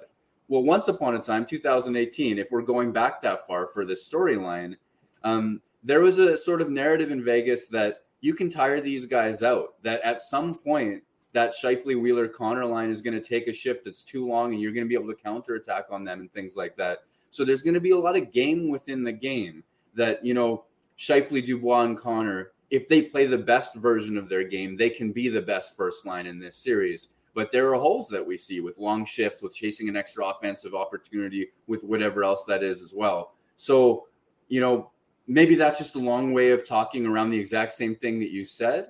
But I think that there are reasons you could believe in either set of forwards heading into this series. No, Murat, we got to ask you about the power play, because the Jets' power play at one point, I feel like it was flirting with top 10 in the NHL, and now it is way down to the 23rd spot. But it looks, the movement looked better the last few games. Is there anything that you've seen that would suggest that this power play is trending in the right direction ahead of the playoffs? Well, yeah, and I think that it's about movement, and I think it's about movement with enough purpose that the defense moves. If you just pass the puck around the perimeter, the defense doesn't have to move. The seams don't open up. Nothing gets done. And I think that Winnipeg had gotten very, very slow for a little while there. Now, I don't know if that coincides with Brad Lauer's back situation, stepping away from the on-ice portion of his coaching or what have you, or if that's just something that Winnipeg went through all on its own, and maybe a bit of both. In the last couple of weeks, you've seen speed with purpose. And I think for me, a lot of that comes down to Nikolai Ehlers' impact attacking off that left point.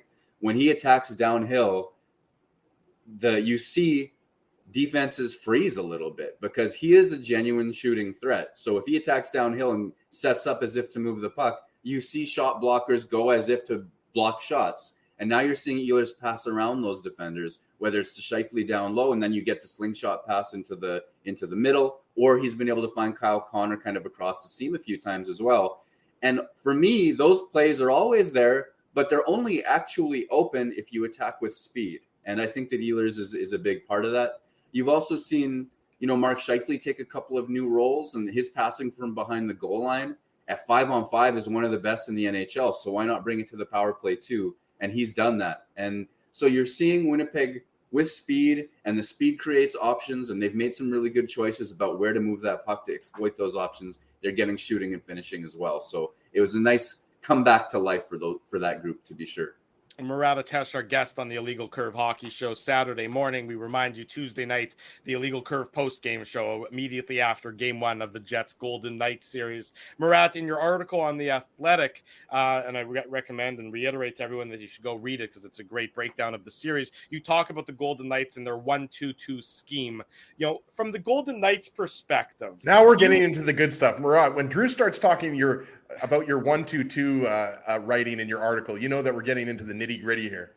Here we go. And despite Ezzy interrupting my train of thought there, are you expecting Vegas to be as aggressive with their 1-2-2 and maybe try and catch the Jets cheating to create offense, or do you think that Bruce Cassidy might explore more of a passive 1-2-2 to try and limit the Jets' speed through the neutral zone? I think you're going to see both, and I think that that's the flexibility of that system that they use. where if they're aggressive with their 1-2-2, they're going to be looking to, well, obviously the one is always going to be pressuring the puck carrier. But if they're going to be aggressive, they're going to think that, hey, we can beat their short outlet passes or anything going on down low. Or maybe there's enough chaos in the zone that justifies that. Winnipeg maybe doesn't have perfect control in a moment. So now you've got those two guys that can push up with a tremendous amount of aggression and try to create those turnovers very high up the ice and go for offense.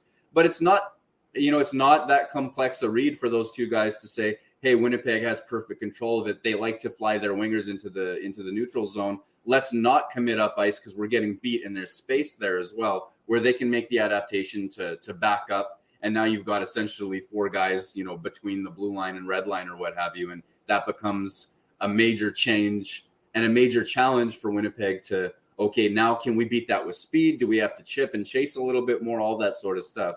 So I think it will be on Vegas to sort of determine how well things are working, make reads on what they're getting and where the spaces are, if Winnipeg's moving the puck fast enough to exploit that aggression. So I think there's a little bit of give and take in that.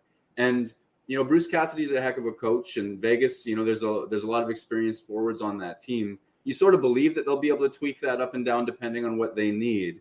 And the question is, can Winnipeg show the puck movement that it has for the last couple of weeks with its new lines to overcome that? And against some tough competition too, because I think Winnipeg, Nashville, Calgary, San Jose, Detroit, a lot of the teams they played down the stretch. I'm omitting New Jersey and Colorado deliberately because they're phenomenal. You're just doing that because I'm a Devils fan, Barad. Come on. I didn't know that. Well, hey. I am a Devils fan. Yeah. He'll tell you about it. Shout out to Kenny Danico. Yeah. One Gem. I spoke to him at one point. Anyway, so I think that Winnipeg had some of its biggest success against opponents that won't be as good as Vegas is. And there's going to be a lot of cat and mouse in terms of getting that puck up the ice that I'm looking forward to see. And Rod, we're going to ask you for your prediction if you're going to, be so generous and play along with us, because obviously, predictions are pretty hard this time of year. But, I wanted to ask you who you think could be a player for each team, both the Jets and the Golden Knights, who you think is flying under the radar that could potentially have a bigger impact in the series than you might think. We talked a lot about Adam Lowry, how well he's been playing. Like, a guy that immediately comes to mind for me, and I don't want to answer this for you, but like Mason Appleton, right? Scored the big goal against Minnesota, had a couple points in that win over the Sharks, right? So he's a guy that, could be, maybe play a bigger role than some people might think. But for you, like, who's a guy, and it doesn't necessarily have to be offensively, but who are maybe a player from each team, I'm putting you on the spot a little bit here, that you think, aside from the big names like Scheifele, Connor, Dubois, Eichel, Marchessault, Pietrangelo, who are a couple players that immediately pop into your mind? I mean, I love the aside from the big names thing, because part of my answer was going to be, I don't think that Winnipeg knows how good Jack Eichel is. Like, I've seen some initial commentary that doesn't seem to rate him as one of the elite centers, and I think that's a mistake. But we'll leave that. We'll go deeper. And maybe I'll go back to Chandler Stevenson for the Vegas Golden Knights, who, as the season wore on and injuries impacted other players, I mean, he took a bigger role on the power play. He took some offensive situations, or he had success in offensive situations as well. And maybe he gets a little bit less attention than some of Vegas's more famous names. In Winnipeg, I think you almost have to avoid the top six if you're going to look for a potential impact player. I mean, Lowry for sure. I'm going to say maybe Nino Niederreiter in that regard, because if anybody can get to the middle of the ice against a dedicated zone that basically sits three guys in front of the net, Nino Niederreiter can do it. And he's such a fun player because he goes there, he instigates, he agitates. I don't know if Nino Niederreiter has an NHL fight to his resume, but and I think that makes people mad. I think that makes defenders angry. And you can see the ire that he draws from people at times. And I think that in a series where getting to the middle is going to be tough, I look to a guy like that who has a success and track record and a little bit of, piss and vinegar or what have you, just to get that done and do it in the most annoying way possible. So I'll go with Nino on that one. Murat, there's a lot of questions. We don't know the status of Nikolai Ehlers. That's at 12 o'clock. Hopefully we'll get some sort of insight when the Jets hit the ice for practice. But of course, we may just end up with a couple of wool seats from Rick Bowness, which will, of course, not tell us anything until they actually hit the ice for a game. But from your perspective, I mean, obviously that leaves a big potential hole once we see what happens with Nikolai Ehlers. Cole Perfetti, I mean, we know that he's getting closer and you're seeing him on the ice, still in a non-contact uniform. Do you think that there's a chance that he has an impact on this series, or is that completely dependent on obviously the situation if he's not ready for game 3, game 4, and, obviously, like I said, depending on where the Jets are in that series? I think there's a chance he has an impact. And I mean, I guess there's a chance that anything happens in the playoff series, to be real. But chance I say hi to you. There's a chance. I mean, some things have better odds than others, The thing for me is that I believe he's tracking well to make his recovery timeline, and to we've seen some positive signs with him on the ice. So I think that we'll get to a point where Cole Perfetti is an option. And then the question will be, how comfortable is Rick Bowness with that option?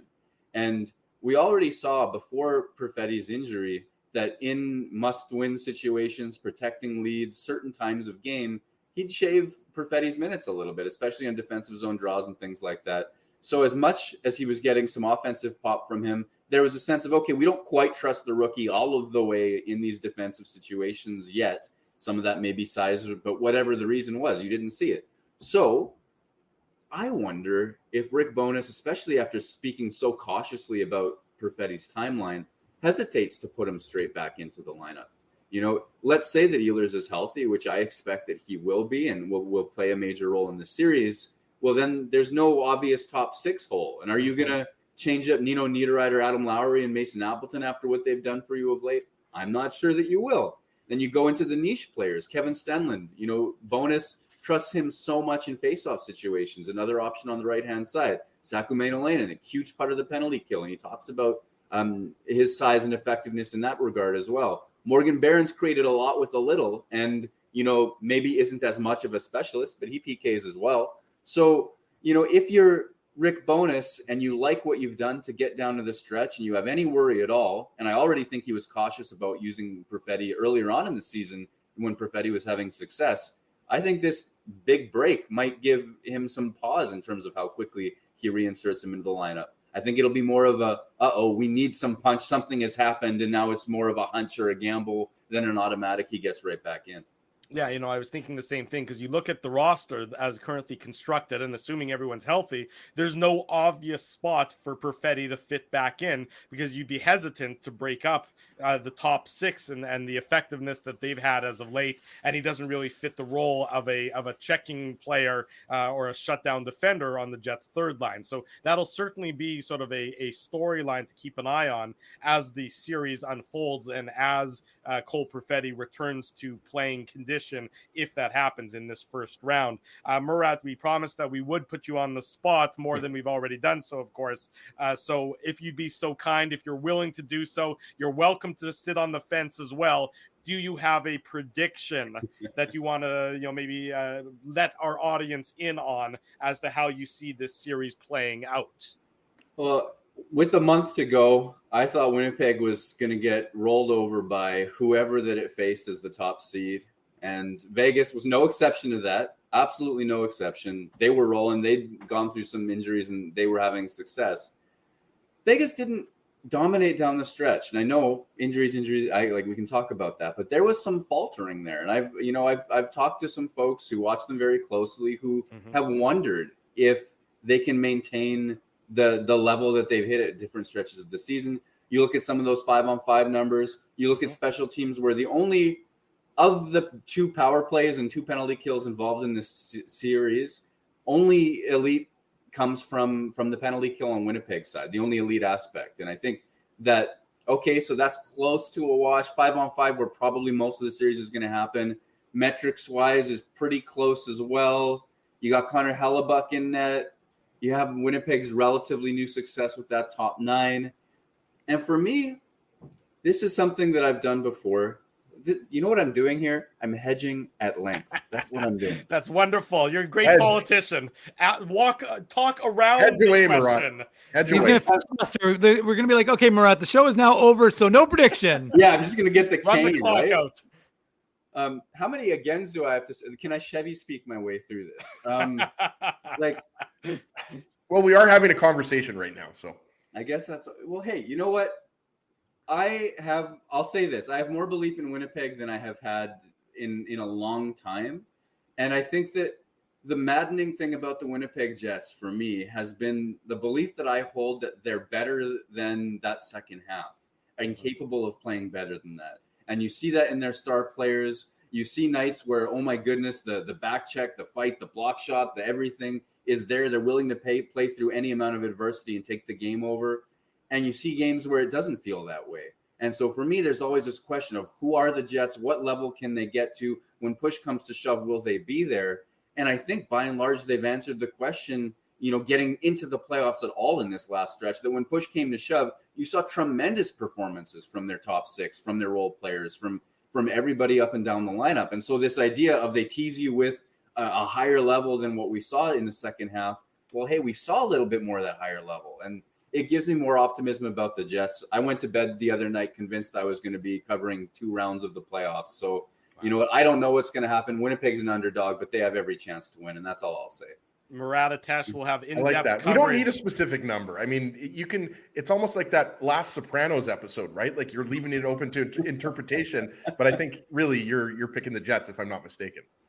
I think they can. And that's enough belief for me, The game against Minnesota, Murat, I will say that game alone, even though I wasn't watching the full game and doing the post-game show, I seem to always miss the big games, including that 7-5 win over Edmonton a few months ago or a month and a half ago. But yeah, that game was like, after that game, you're thinking the Jets can beat anybody, right? So I think you're 100% right. The way the Jets finished the season was more emblematic of their team as opposed to the team who, struggled pretty badly for 30 or so games.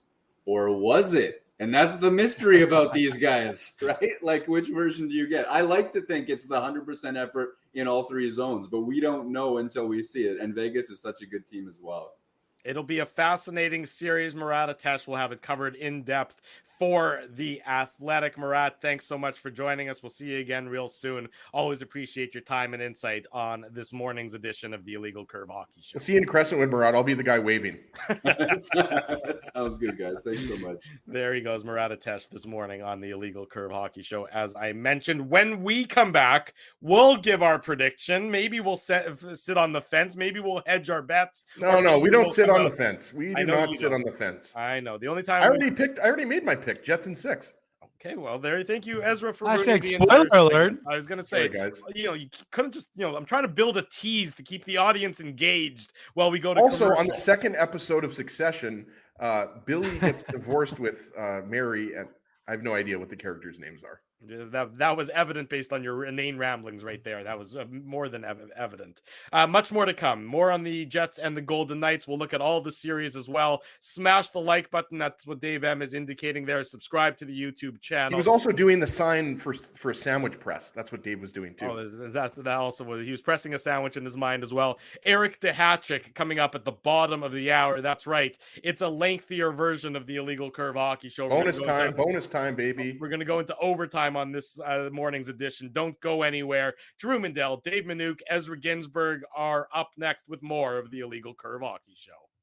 Great conversation so far this morning. Great conversation still to come. It's the Illegal Curve Hockey Show Saturday morning. We look forward to seeing everybody on Tuesday night for the Illegal Curve post-game show after the Golden Knights and the Jets. It'll be a late night, but that's all right. We're going to be up and rocking talking about Game 1 between these two teams. More information to come, of course, regarding an Illegal Curve live broadcast. We hope to give you that information just as soon as we can. In the meantime, though, be sure you're subscribed to the YouTube channel, subscribe to the podcast so you don't miss a minute of our live broadcasts here. Gentlemen, and Drew, I just want to jump in on here because Leslie is going to Game 3. And I know I just had a buddy message me. Obviously, demand is high for tickets because he is currently 1,921 in the queue to get tickets for the playoffs. So I guess the demand is showing that folks I imagine it's been sold out already, though, right? It just went on sale, Ezzy, about 40 minutes ago. 40 minutes ago. So, exactly. So, yeah. I mean, I don't think it's going to take long to sell out is what I'm saying. No, yeah, I was unsure. Had they? I didn't. I wasn't. I mean, Had they maybe gone, 2-3-1 in their last 6 games and sort of backed into the playoffs, Yeah. then maybe I could see there being a little bit more hesitation. But Maybe. the fact that they actually played well down It will the be a sellout. stretch. But I'll tell you, if there's ever been a Ginsburg guarantee, I mean, Winnipeg is going to pack that. and nobody shows up. Yeah, No, but every remember, game's you played guys, in Let's front get of an empty arena. 13,500 for game 3. but you got to remember, and I think this is one of the things, the fans have not been in the building, right, for playoffs, in a long time. Except And- for and- BL Seltzy. Well, BL Celtic, and obviously there were some healthcare workers who got in during that time. But Including my sister-in-law. Yep. Including your sister-in-law. But I mean, I think that's one of those situations where, the folks, like, the whiteout is what people live for. And that's what they're desperate for. And obviously the details, which are on a little site called illegalcurve.com. If people want to know, there's 2 different parties. There's the party in the plaza, which is going to be at True North Square. And then there's going to be the Winnipeg Whiteout Street Party, which is on Donald from Portage to Graham. And and don't forget about the third party, which is obviously at Spency's Hot Tub in Sage Creek. Yeah, absolutely. I don't actually think it's Spency's Hot Club because I've been to Spency's house. So I know Spency isn't actually in Sage Creek. Hold so on, you've been to Spency's house and I haven't? Well, yeah, I had to deliver Spency his BFF. swag. Well, you had the option to come with me. You chose to not. No, you never asked me. You chose to parent instead. Yeah, exactly. How irresponsible Very selfish of you, Ezra. Yeah. I chose to use the magic eraser to get marker off the wall from Ruben writing on the wall. That's his new thing that he likes to do. He thinks it's I funny. thought that was what you were doing. He was just following your lead. He's like, Daddy does, I do. Exactly. You can't blame the kid for following what Daddy does writing on. As I was walking out the door to come over here to Dave's house, all Ruben kept saying was stinky bum bum, stinky bum bum. So he thinks that's really funny as well. Well, I assume what he calls you on a regular basis is stinky bum bum. And I should mention, 5 minutes prior to that, I was running around the house saying stinky bum bum, stinky bum bum. So that's where he got it from. Reg Dunlop is telling us he just got in and all single game seats for game 3. There you go. So the fans Not a boy, Reg.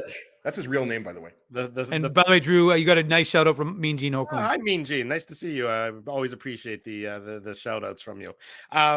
Look, and I think it's important that to note that the Jets play down the stretch has renewed confidence in this team. Everybody 100%. wants to look for the silver lining. Everyone wants to have reason to hope for them. And the fact that they've played well, and the fact that, as we talked about with Murat in depth, that the offensive numbers are positive. It isn't, look, Connor Hellebuck is obviously the linchpin to everything, but it's not like they've been getting caved in and solely relying on Connor Hellebuck for success. Yes, he's been a huge factor, as he always is, but the offense has been there. The forwards have been driving the play. And that's something that they should be able to do against the Golden Knights. As Murat touched on, the Golden Knights are happy to give up possession so long as the puck is kept to the outside of the ice. They're really good at suffocating the middle.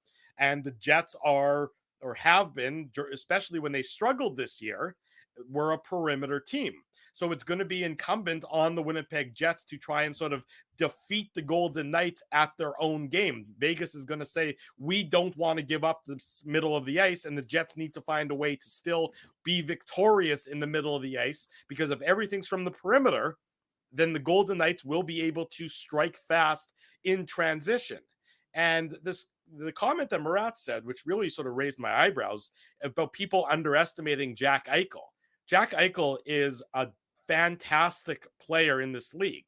He hasn't had any playoff success, obviously, because this is his first taste of the playoffs. But if you think for a second that Jack Eichel is not able to take over a game on his own, then you really haven't been watching him close enough. Exactly. No, he's the best forward in this series as far as I'm concerned. Well, he's for sure the best offensive forward, right? And he's missed some time. I think, what did he miss? 10 games this year, something like that. 12 games. I'm not sure exactly. It was about 15, if I'm not there mistaken. you go, 15. But he's always been a point per game player, right? That's like, it's just that he hasn't stayed healthy. That's always been the knock on Jack Eichel, including when the Golden Knights acquired him, right? Yeah. So you're 100% right. Like, if you're talking about offensive centers, he might even be as high as top 5, to be honest with you, Drew. He's very least a top 10 offensive center. I mean, now we could have the debate about, best all-around centers, because obviously guys like Patrice Bergeron and Ryan O'Reilly, they would be higher not up. Ryan O'Reilly anymore, but I mean, two-way, I'll take Ryan O'Reilly any day. Well, but the best centers, I mean, obviously McDavid, Draisaitl. I mean, we know who the best centers are, but Eichel is not far from that level. No, and the thing is, I think because of the injuries and because the Jets haven't played the Golden Knights since December, I mean, people haven't seen, Jets fans certainly haven't seen him as much unless you watch Golden Knights games. But going back to what we talked about with Murat, like even if Mark Stone has an impact in the series, I really don't think there's a big advantage when you compare the Jets top 12 or the Golden Knights top 12 or top 9 or whatever you want to say, right? So really, if this is going to be a close series, and I wouldn't be surprised. And there's a lot of series, Dave, that I could see there being a couple of overtime games. This series, I do think, is going to go 6 or 7 games. I mentioned I'm picking the Jets in 6. But when you have a series that could go 7 games, obviously any team can win, right? And Hellebuck's goaltending is going to be a huge advantage for the Jets because he's playing at that same level that he was when he was winning the Vezina Trophy, right? He's for sure, in the conversation, I think, for the Vezina Trophy. I think Elliot Friedman already gave Hellebuck the Vezina Trophy for those last 13 games, but you're absolutely right. I think he gave it to him for his interview with them. Yeah, exactly. But so Eichel is for sure going to be somebody who the Jets are going to have to shut down. So when you're talking about defensive pairings, obviously Morrissey and DeMello are most likely going to be tasks, or Dylan or Pionk are going to be tasked with that shutdown role. And same thing with the Lowry, Appleton, Niederreiter line, right? Especially at home. Rick Bowness is going to try to get that line up against the Eichel line, but there's a lot of other guys that can hurt you on the Golden Knights, right? Like even Phil Kessel's having a pretty good year, but Jonathan Marchessault, Riley Smith, William Karlsson, Michael Amadio, he's had success against the Jets. There's a reason they finished first overall. Chandler Stevenson, exactly. So the Golden Knights are not going to be an easy out, but the Jets aren't going to be an easy out for the Golden Knights either. So I do think it's going to be super close, and it's going to be a fun series to watch because, as you talked about, Drew, I mean, this is going to be played at 5-on-5. And it could come down to like a bad turnover here, a bad turnover there. I think a lot of these games are going to be 1-goal games. Well, it's worth noting that the Vegas Golden Knights are a front-running team. They're they have the second most goals for in the first period in the NHL, 87 goals for in the first period, trailing only the Edmonton Oilers. So when the Golden Knights get out to a lead, they're very difficult to rein in. They have 30 wins when they've led after the first period. So the Winnipeg Jets, that's a bit of not a concern for them, but something that they definitely have to be aware of is that the Vegas likes to start quickly, and when they're able to start quickly, they tend to have a great deal of success. That said, the Jets are a top 10 team in terms of goals against in the first period. So the Jets have been stingy when it comes to giving up goals in the first period. So that's sort of going to be the first 20 minutes are going to be a very interesting battle. And as T. Konopoli here saying that the starts to this game are going to be a critical factor, no question about it. Because that's, sometimes if the Jets, who've been a bit of a slow starter at times during this regular season, if that continues over into the playoffs, Vegas might be out to an early lead. I mean, you remember one of those games, I think it was earlier this year, the Golden Knights, maybe that first game where they dominated the Jets. I think that was the one that they beat the Jets handily, and they had like a 4-0 lead before the game was about 10 or 12 minutes over. And then from then on, it was just nothing but window dressing at that point in time for the remainder of the game. The Jets have to be ready when the puck drops, because Vegas has been so good early in the games, Dave.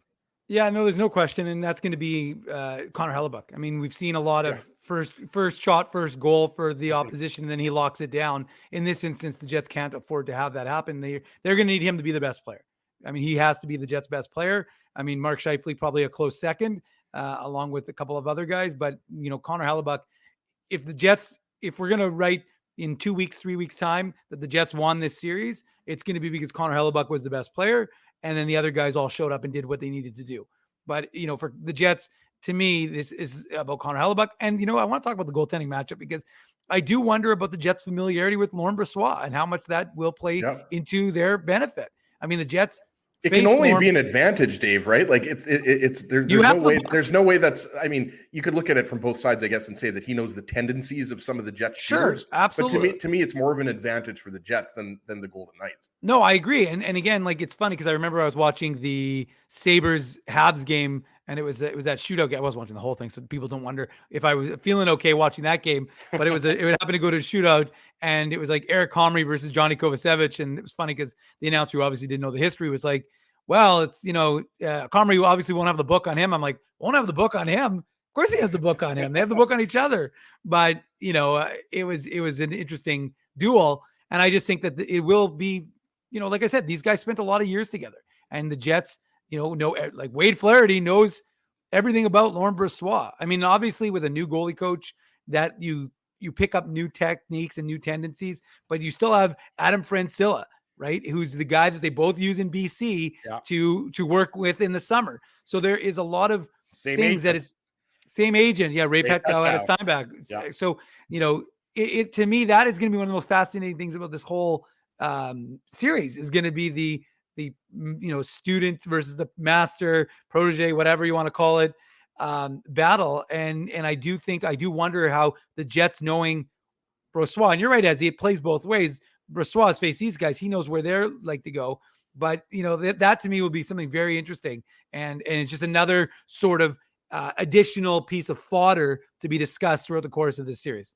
Hellebuyck versus Brossoit, boys. Sorry, Drew, just going to quickly say, and if Brossoit falters, and Drew made this point earlier, Brossoit was completely dominant down the stretch, right? And he's been good because he obviously hasn't played a ton of games, started a ton of games because he was playing more so in the AHL this year, right? Yeah. But I think what's kind of a side, a plot line is if Brossoit struggles, who goes in next? Is it Jonathan Quick? Like, does Bruce Cassidy turn to Jonathan Quick, or is Logan Thompson, who was the starting goalie earlier in the season for the first half, do they go to Logan Thompson? That's kind of another scenario because we know that it's Hellebuyck or die, right? Like, there's no David Riddick isn't coming in unless Hellebuyck is injured in the series, right? So that's kind of a subplot to this, is that who do the Golden Knights turn to in net if Brossoit falters? Well, and that goes back to the old adage that if you have 2 number 1 goaltenders, that really means you have 0 number 1 goaltenders. Which is look. Don't tell the Bruins that. Well, I mean, yeah, I don't think that necessarily. Don't tell the sway man that. That doesn't necessarily apply as much as it used to. But no, I mean, look, the Bruins have Linus Ullmark. He's going to be their number 1. He's their number 1 goaltender. Jeremy Swayman has been tremendous for them. But Ullmark is going to be their guy. There's no question about it. But what is this, Bruins lunch? Well, no, we're not going to be talking about the Bruins, but Laurent Brossoit is a fascinating subplot. Like you guys said, this is a guy who's really never had any playoff experience to speak of, who's come out of nowhere this year. His one playoff experience came, he must have been in 2016-17. He gave up 2 goals on 8 shots as a member of the Oilers. So he definitely came in mop-up duty in a game there in the playoffs. But, to all of a sudden step up, and he's going to have to go up against the Winnipeg Jets team that he's familiar with, has both his advantages for him and that he might know some of the players' tendencies. And then at the flip side, the players themselves, might know some of his tendencies and try and take advantage of it. So many layers, so many storylines to this series, and that's why I think it's going to be such a fascinating series. Dave, I'm not going to ask Ezzy because he blurted it out earlier, but maybe I'll give him an opportunity to expand on his thoughts to that effect. But I'll start with you. Your prediction, your thoughts on how this is going to play out over the next fortnight. Well, I think it is going to be. He's going to play Fortnite while he's giving his answer. I think that's no. I don't play Fortnite anymore. I used to though. Not too bad. Couple of wins, not a big deal. But I think I'm inclined to go with Connor Hellebuyck. I think there's a fire in Connor Hellebuyck. I think there's a recognition that this is the last chance for romance for this group, and I think Connor Hellebuyck wants to. I maybe I'm wrong because we don't. I mean, I've been in the room more in the last this year than I have in a long time, but. There just seems to be a fire in his belly. There seems to be a us against the world mentality. Remember the Jets, the Jets team. I don't think they like having the handle of favorite. I think the Jets like an underdog, us against the world mentality. So to me, I think that they've adopted that. They like it when nobody's picking them in the series. They're probably hating the fact that the folks are saying it's a toss up. And I mean, you see it. You saw it in Nate Schmidt's interviews where he's like, perfect. If everybody's counting us out, perfect. That's fine. We'll prove you wrong. And I think that that's what this mentality of this group is. And look, Vegas is a fantastic team. So we've spent, the greater part of 2 hours talking about both teams and their successes and their weaknesses. So we know that these teams are not perfect by any stretch, but they have a lot of good things going for them. It's a long way of answering your question, Drew. I could have just gone very succinct like Ezzy did. I like it. But I'm going to go Jets in 7. Jets in 7 is what Dave M says. Ezzy, you said Jets in 6. Do you want to? Of someone did remind me recently that my Calgary making the Stanley Cup final prediction wasn't such a good one. Although they tried to say that I predicted the Flames would win. I said, actually, I had the Hurricanes. So boo on you. And then I referenced when nobody else was picking the Dallas Stars to make the finals, I picked the Dallas Stars. Yeah, well, I picked the Islanders to win the Stanley Cup last year, and they missed the playoffs. So I will say, though, that they finished the season strong and almost made the playoffs. And then obviously they did make the playoffs this year. So I've had some pretty bad predictions. See 2012 when I picked Todd Richards to win the Jack Adams, and he was fired a week later. So it doesn't get any worse than that, guys. The Blue Jackets, did turn it around a few years later, but obviously I was a little bit early. But I'll keep this quick here because we got Eric Duhatschek coming up in about 2 minutes or 3 minutes. But the main reason why I'm picking the Jets in 6 is Connor Hellebuyck, the way he's playing. And I think especially if the Jets can steal game 1, and then the Golden Knights are in a position where they have to win 4 of 6 games to win the series. You could say that about any series here, but I think especially, the Jets being a pretty big underdog or a significant underdog, I think, stealing a game, in Vegas is paramount. I mean, they have to do that. They can't win the series if they lose the first 2 games. It's too hard.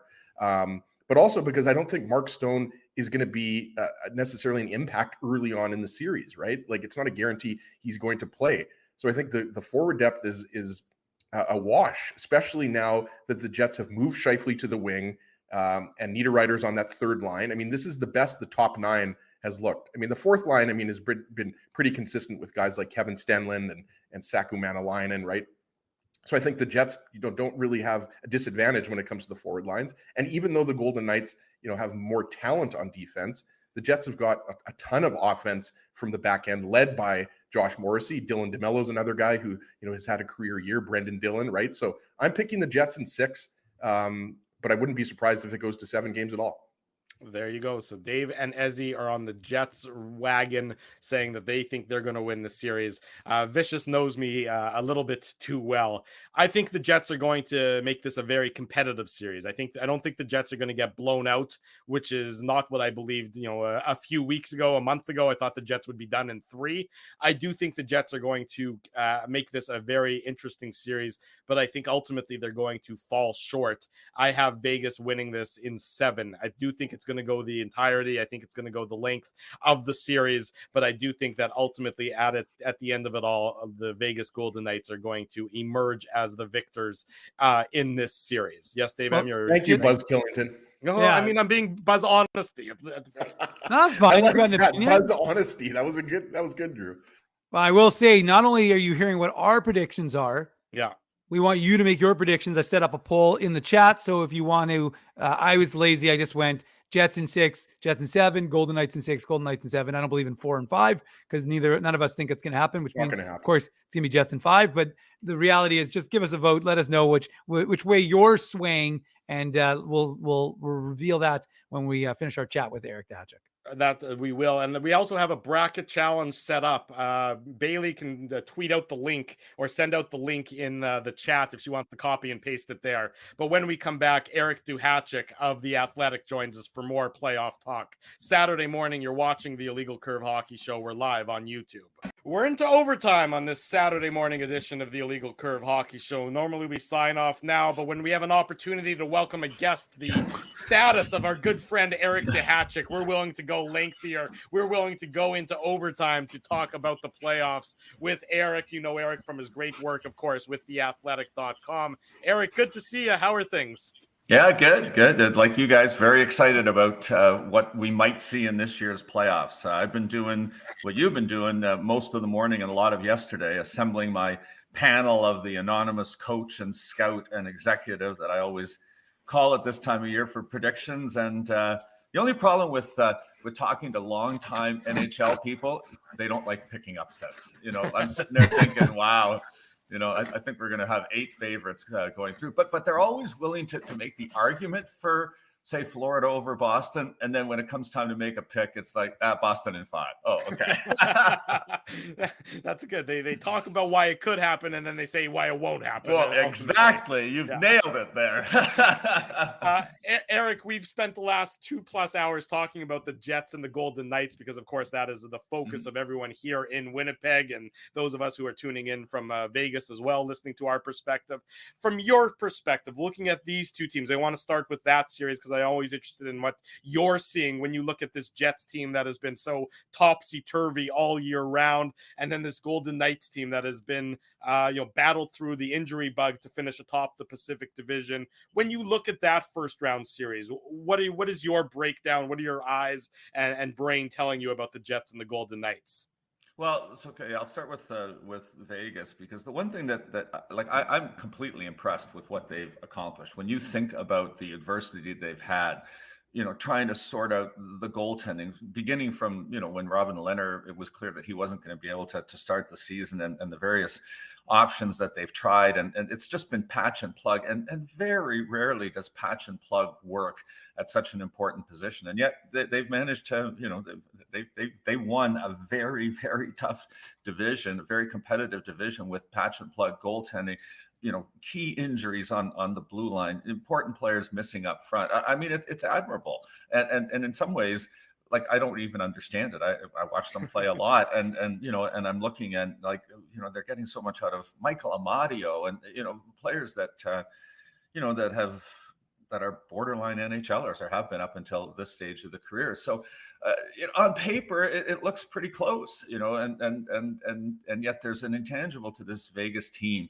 It almost seems as if after last year's disappointment, they sat down at the end of the year and said, okay, we're better than this, and we need to prove to people that we're better than this. And then they demonstrated that after 82 games. I mean, they're physical. They're deep on the blue line, and I think the biggest question mark is the one that I'm sure everyone has talked about.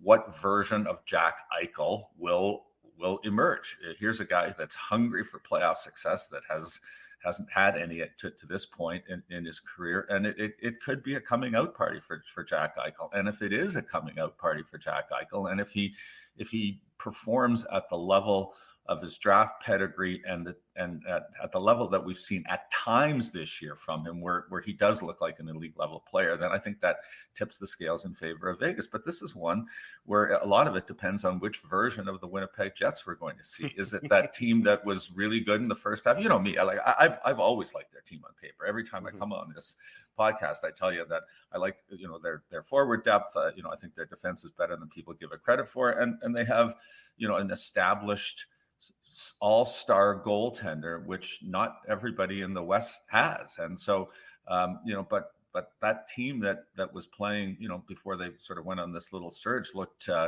disinterested, and they were half a step behind everybody all the time. So I don't think you'll see that version in the playoffs. I think that what they accomplished in the last couple or 3 weeks of the season it has them trending in the right direction. The playoffs should bring out the best in all of those players. And so if you, and this is another exercise I do, I go man by man down the roster, because sometimes, like if you're only trying to evaluate the big picture, like who's the 7th best forward on each team? Who's the 13th best forward on each team? Who's the 4th best defenseman? If you go man by man down those rosters, Winnipeg has the edge. They're just better in more of those, 1 versus 1, 2 versus 2. So to me, it's a coin flip. But the one reason that, and I'm not making picks, but I would probably pick Vegas in this series is simply because they have become a little bit like what they were in the first year. So why did Vegas succeed as that expansion team? They were better than the sum of the individual parts, right? I mean, they took all these expansion pieces, and all of a sudden, they get it together and they win the division, and they go all the way to the Stanley Cup final, and then they end up losing to Washington. And it, on paper, it was like, I don't know, I can't figure it out. But they were better than the sum of the individual parts, which I think they are again. And at different times this year, Winnipeg has been worse than the sum of their individual parts. So like when I'm sort of weighing and balancing and trying to see which way I tilt to the Vegas side. And Eric, we want to get your talk. We want to talk about some of the other series. Obviously, the Edmonton Oilers.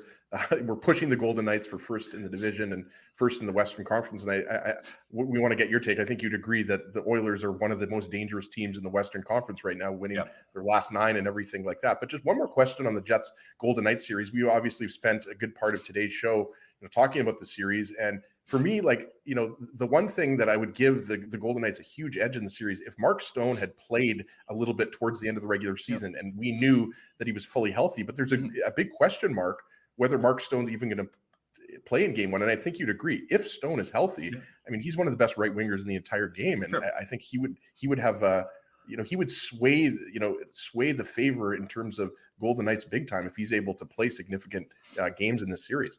Well, I would agree with that, but I would also say that, once a player has been out of the lineup for that period of time, it takes usually a game or two to get up to NHL speed. And then, the playoffs are played at another level. So, of course, I mean, Mark Stone, if he's healthy, is usually in the conversation for best defensive forward in the National Hockey League. He's got a great stick, the way he, comes back on the back check and strips the puck and turns the play the other way. They've been missing that. They've been missing that.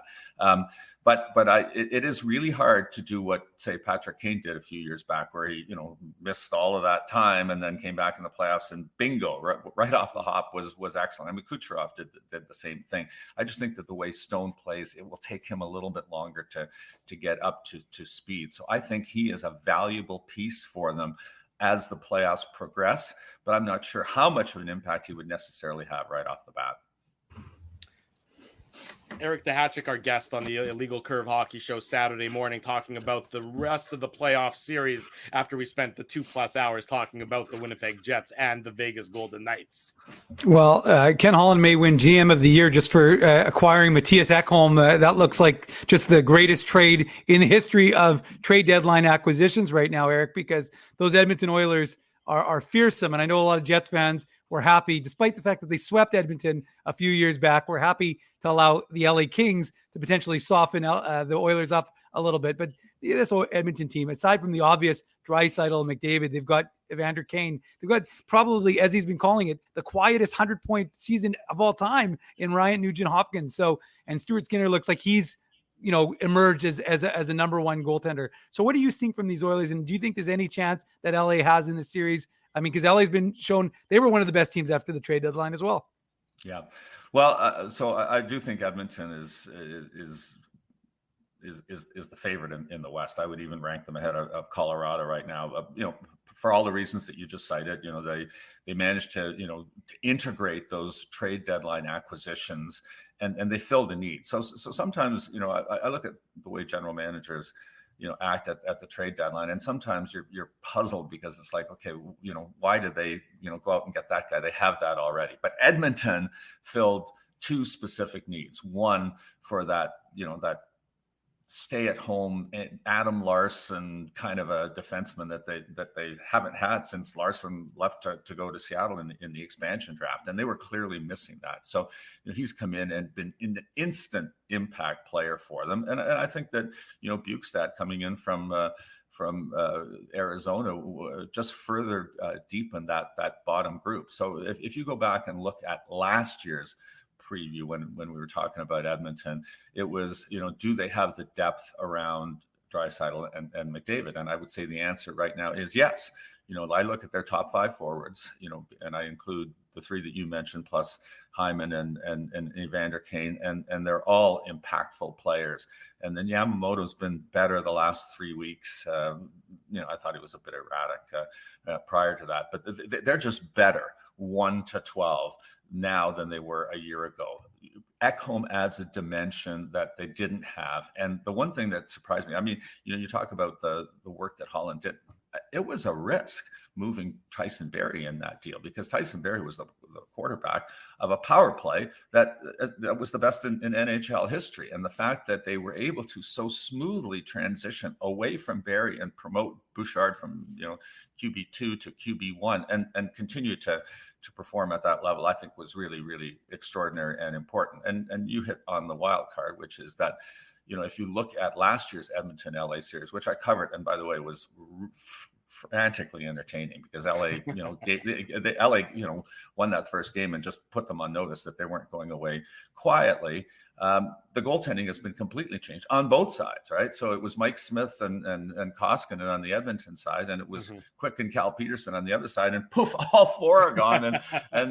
So Skinner has obviously 29 wins, one more than Grant Fuhr had in his rookie season. He's been exceptional, but, and rookie goalies in the playoffs sometimes are great, and sometimes the moment gets to them. So we'll have to see how that goes. I do think that Korpisalo is an important upgrade for the Kings goaltending, which hadn't been good up until that point. And then, their equivalent to the Ekholm trade was bringing in Gavrikov from Columbus. Same exact philosophy, right? They needed help on the left side, and they needed a little bit more size and grit, and Gavrikov has given them that. And then the only other thing I would say, and this is more based on, again, last year's series, is that as McDavid and Draisaitl, fantastic, right? I mean, 2 points a game, probably do that again this playoff, but they'll have to go head to head against Kopitar and Danault, and those are experienced, really good defensive players. So, there are some matchups where McDavid and Draisaitl would just roll over the teams, but I think that LA has the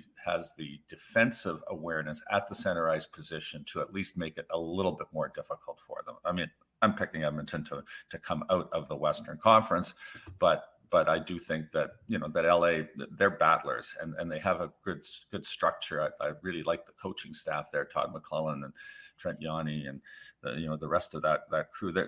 They're smart, good game planning coaches, and so I think it'll be another fantastic series. Eric, there's one team that's not getting talked about at all from my perspective. They have what I would describe as a top 10 goalie. They have a top 10 goal scorer, in Jason Robertson. Of course, I'm talking about the Dallas Stars. Yep. They have a number of guys who are almost point-to-game players. They have a horse on the back end in Miro Heiskanen. Why is nobody talking about the Dallas Stars? Because I think that they are in my books, they might be the second best team in the Western Conference. Yeah, well, I mean, it's a great question, and when I sat down there and put teams on paper, again, that's the exercise I do. I put 3 teams that I thought could emerge from the West: Edmonton, obviously, Colorado, obviously, and Dallas was the other team that I put there. And that was, when I started doing this exercise, it wasn't really clear whether Dallas would win the Central, or in the particular case, after Colorado won on Friday night, they've slipped back into that 2 slot, and now they've got Minnesota. But no, I agree with you. I think that part of the reason that no one's talking about them is because you don't really get excited about a team that has that kind of. There's no identity, I guess, right? So, you think about Edmonton and you think about the way McDavid drives the offense. You think about Colorado and the way McKinnon does, and the player that drives Dallas right now is Jason Robertson, who's just really good, right? Like he just 200-foot player, great hands around the net. I mean, he should be on everybody's MVP ballot, because we get to vote for 5 players, and then you've got kind of an older Joe Pavelski who hit a flat spot at one point in the season, Rupe Hintz. We always do that thing about the most underrated player in the NHL. I think it's time to update that, because all of the players we used to talk about, the Barkovs and so on, are no longer underrated. And so now you can move Rupe Hintz into that, former spot occupied by Barkov. Way better player than a lot of people realize. And then, Jamie Benn had a bounce back year. Tyler Seguin, I don't think is ever going to be the player that he once was because of all of those injuries. So, and it does, the depth kind of falls off a little bit after that. Wyatt Johnson had a real good rookie year, but once you get past the name guys, then there's a whole bunch of anonymous pluggers who just contribute and play hard. So another team that I would say is that is better than the sum of the individual parts, and they have the goaltending, right? I mean, Jake Ottinger and Connor Hellebuyck are arguably the 2 best goaltenders in the Western Conference, and we've all been around long enough to know that if Ottinger gets hot, which he did. I remember last year against Calgary. I mean, he practically stole that series. Dallas really had no business being in that series against Calgary, and yet it went right down to the wire because Ottinger was fantastic. So Ottinger playing at the level he did at last year's playoffs, they can beat anybody. I agree. Especially if Kiviranta is going to score 5 goals like he did during that bubble year. That came out of nowhere, right? So, I think Dallas and Minnesota. Yeah, no, I was just going to say, he's a guy that's, I was looking at the lines, and he's on the 4th line, and he's probably playing, 8 or 9 minutes a night. So, if you get one of those magical, Dave Lowry kind of playoffs. You never know, right? You never know. So. Yeah, and just to continue the theme, we're talking about the Oilers. Maybe a little Fernando Pisani back in 2006, if you want to go way back. But Eric, or Chris Kontos, if you really want to go. Okay, back. yeah, Chris Kontos. We actually had Chris Kontos on the Illegal Curve hockey show. I think it was to talk about he played in the Olympics back in the day for Team Canada. Was that why we had him on, Drew? I think it was because of that. But I do remember we had Chris Kontos on. So that was an excellent reference. Or John Drews. That was the other guy I was thinking about. John Drews, another guy, 1.0, right? Yeah. I know Drew and Dave will appreciate that one. But just switching over to the East, because obviously Toronto, Tampa Bay, is deservedly so going to get the headlines because of the moves Toronto made. Ryan O'Reilly being at the top of that list, and the fact that the Leafs haven't, got past the first round in about 30 years here. But the series I wanted to ask you was about Carolina Islanders, because the Carolina Hurricanes are a team that I picked to go to the Stanley Cup final at the beginning of the year, which means absolutely nothing because my predictions are horrible. But when you look at the Hurricanes, right, like Andrei Svechnikov, that injury is obviously detrimental. Max Pacioretty, but I still look at that Hurricanes team, and it might be higher than them, but they were still a 113-point team, even without those players, right? Svechnikov obviously missed less time than Pacioretty, but I thought that the matchup for the Hurricanes is maybe the worst matchup that you could get. Even though the Islanders struggled a little bit down the stretch, but we know Matt Barzal is going to be good to go. What is kind of your assessment of that series? I still would pick the Hurricanes if I was forced to make a pick, but I feel like the Islanders are not going to be an easy out for the Hurricanes. No, well, I agree, and again, I'm not making picks, but if I was, that would be my one upset special. I look at the wild card teams, and to me, the most dangerous one is New York, and I also think this is a really favorable matchup because the strength of Carolina is its structure, but that's also the strength of the Islanders, their structure. And so, to me, it's an absolute coin flip. And the one thing, I love the Islanders goaltending way more than I like Carolina's. Sorokin has had a year where he's in the Vezina Trophy conversation. Freddie Anderson has been hurt and he's been up and down. It would drive me crazy if I was a coach or a manager, because you just never know from night to night which version of Anderson you get. Ranta has been an excellent backup for him this year. I had him on my fantasy team for a while. Like he would come in and get wins and get shutouts, but can you really ride Ranta if Anderson falters? And then last year they were down to their third choice, who also when Preston service Kochetkov was very good. So, but I don't like the uncertainty of their goaltending going into this playoff against an Islander team that has Sorokin there. Now, I like Carolina's defense way more than I like the Islanders' defense, and I think that's where they have the biggest edge. But up front, with Svechnikov out of the mix, and as you say, Barzal coming back in, Horvat is a guy that they acquired because they thought they could win with him in the playoffs. Brock Nelson, I would put him right there with Roope Hintz on my list of appreciated NHL players. He had a fantastic season, and then you've got heavy players like Anders Lee. These are the playoffs, and heavy player. I had somebody tell me the other day. He said, "Do you remember what the old time GMs used to say?" And I said, "What?" And he said, "At this time of year, big players squish little players." I laughed. I thought that if that was true in the 80s, it's probably still true now. And I like the size of the Islanders and the heaviness of their game. So to me, that's a pick 'em, and I think that the Islanders have a chance there. Eric, I was going to ask about the Leafs Lightning series, but I really just want to know which e-bug do you think is going to be in net to defeat the Lightning for the Leafs? I'm just kidding. But realistically, what do you think in terms of that series? Because it seems like Toronto is ready to finally get over that hump and finally get past the Lightning for the first time in the playoffs.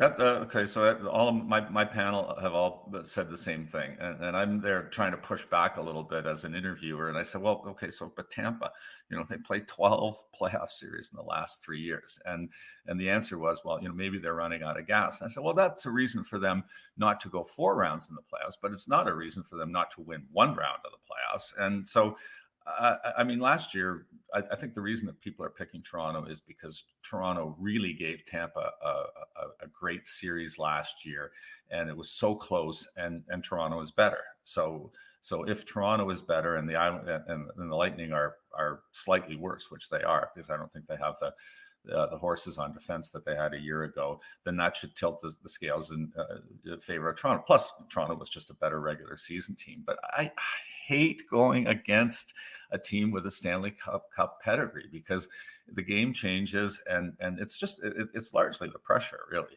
So those players in Toronto will be facing an unbelievable weight going into this this playoff.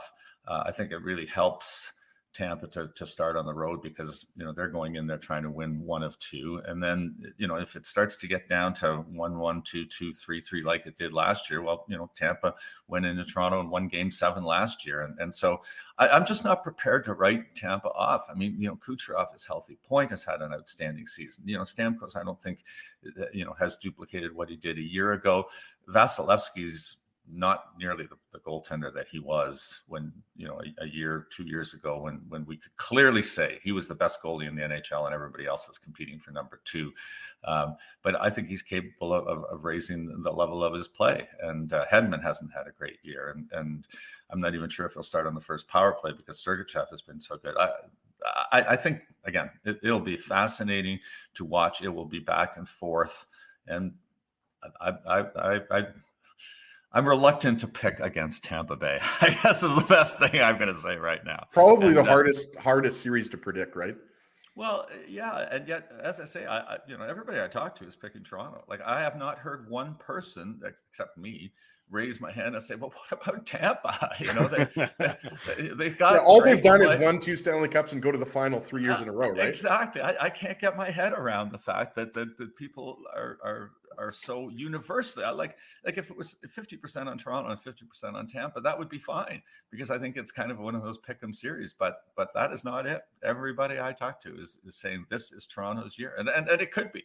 In some ways, well, I'll put it this way. You guys are based in Winnipeg. I'm based in Calgary. No Canadian team has won the Stanley Cup since 1993. If Edmonton were to come out of the West and Toronto were to come out of the East, what do you think that would do for the country? I mean, that would be fun. That would be fun. Eric, that would be the two most obnoxious fan bases going at each other. Let me tell you, there'd be a level of toxicity on the internet that would be unmatched. Yeah. Okay, but don't go on Twitter if that happens. Okay, but see, that's the thing. So I'm not on social media very often, right? So I only care about it from the pure perspective of watching hockey. So now you got Connor McDavid and Draisaitl on the one hand, and you've got Austin Matthews and Mitch Marner on the other. And somebody is going to win the Stanley Cup after a 30-year drought. It's 30 years, right, since Montreal won. As someone that enjoys watching hockey and doesn't get into Twitter fights with people, I would be okay with that. I would like that. Think about the void in your life, Eric. Not fighting with random strangers you've never met. Think about how what you're missing out on.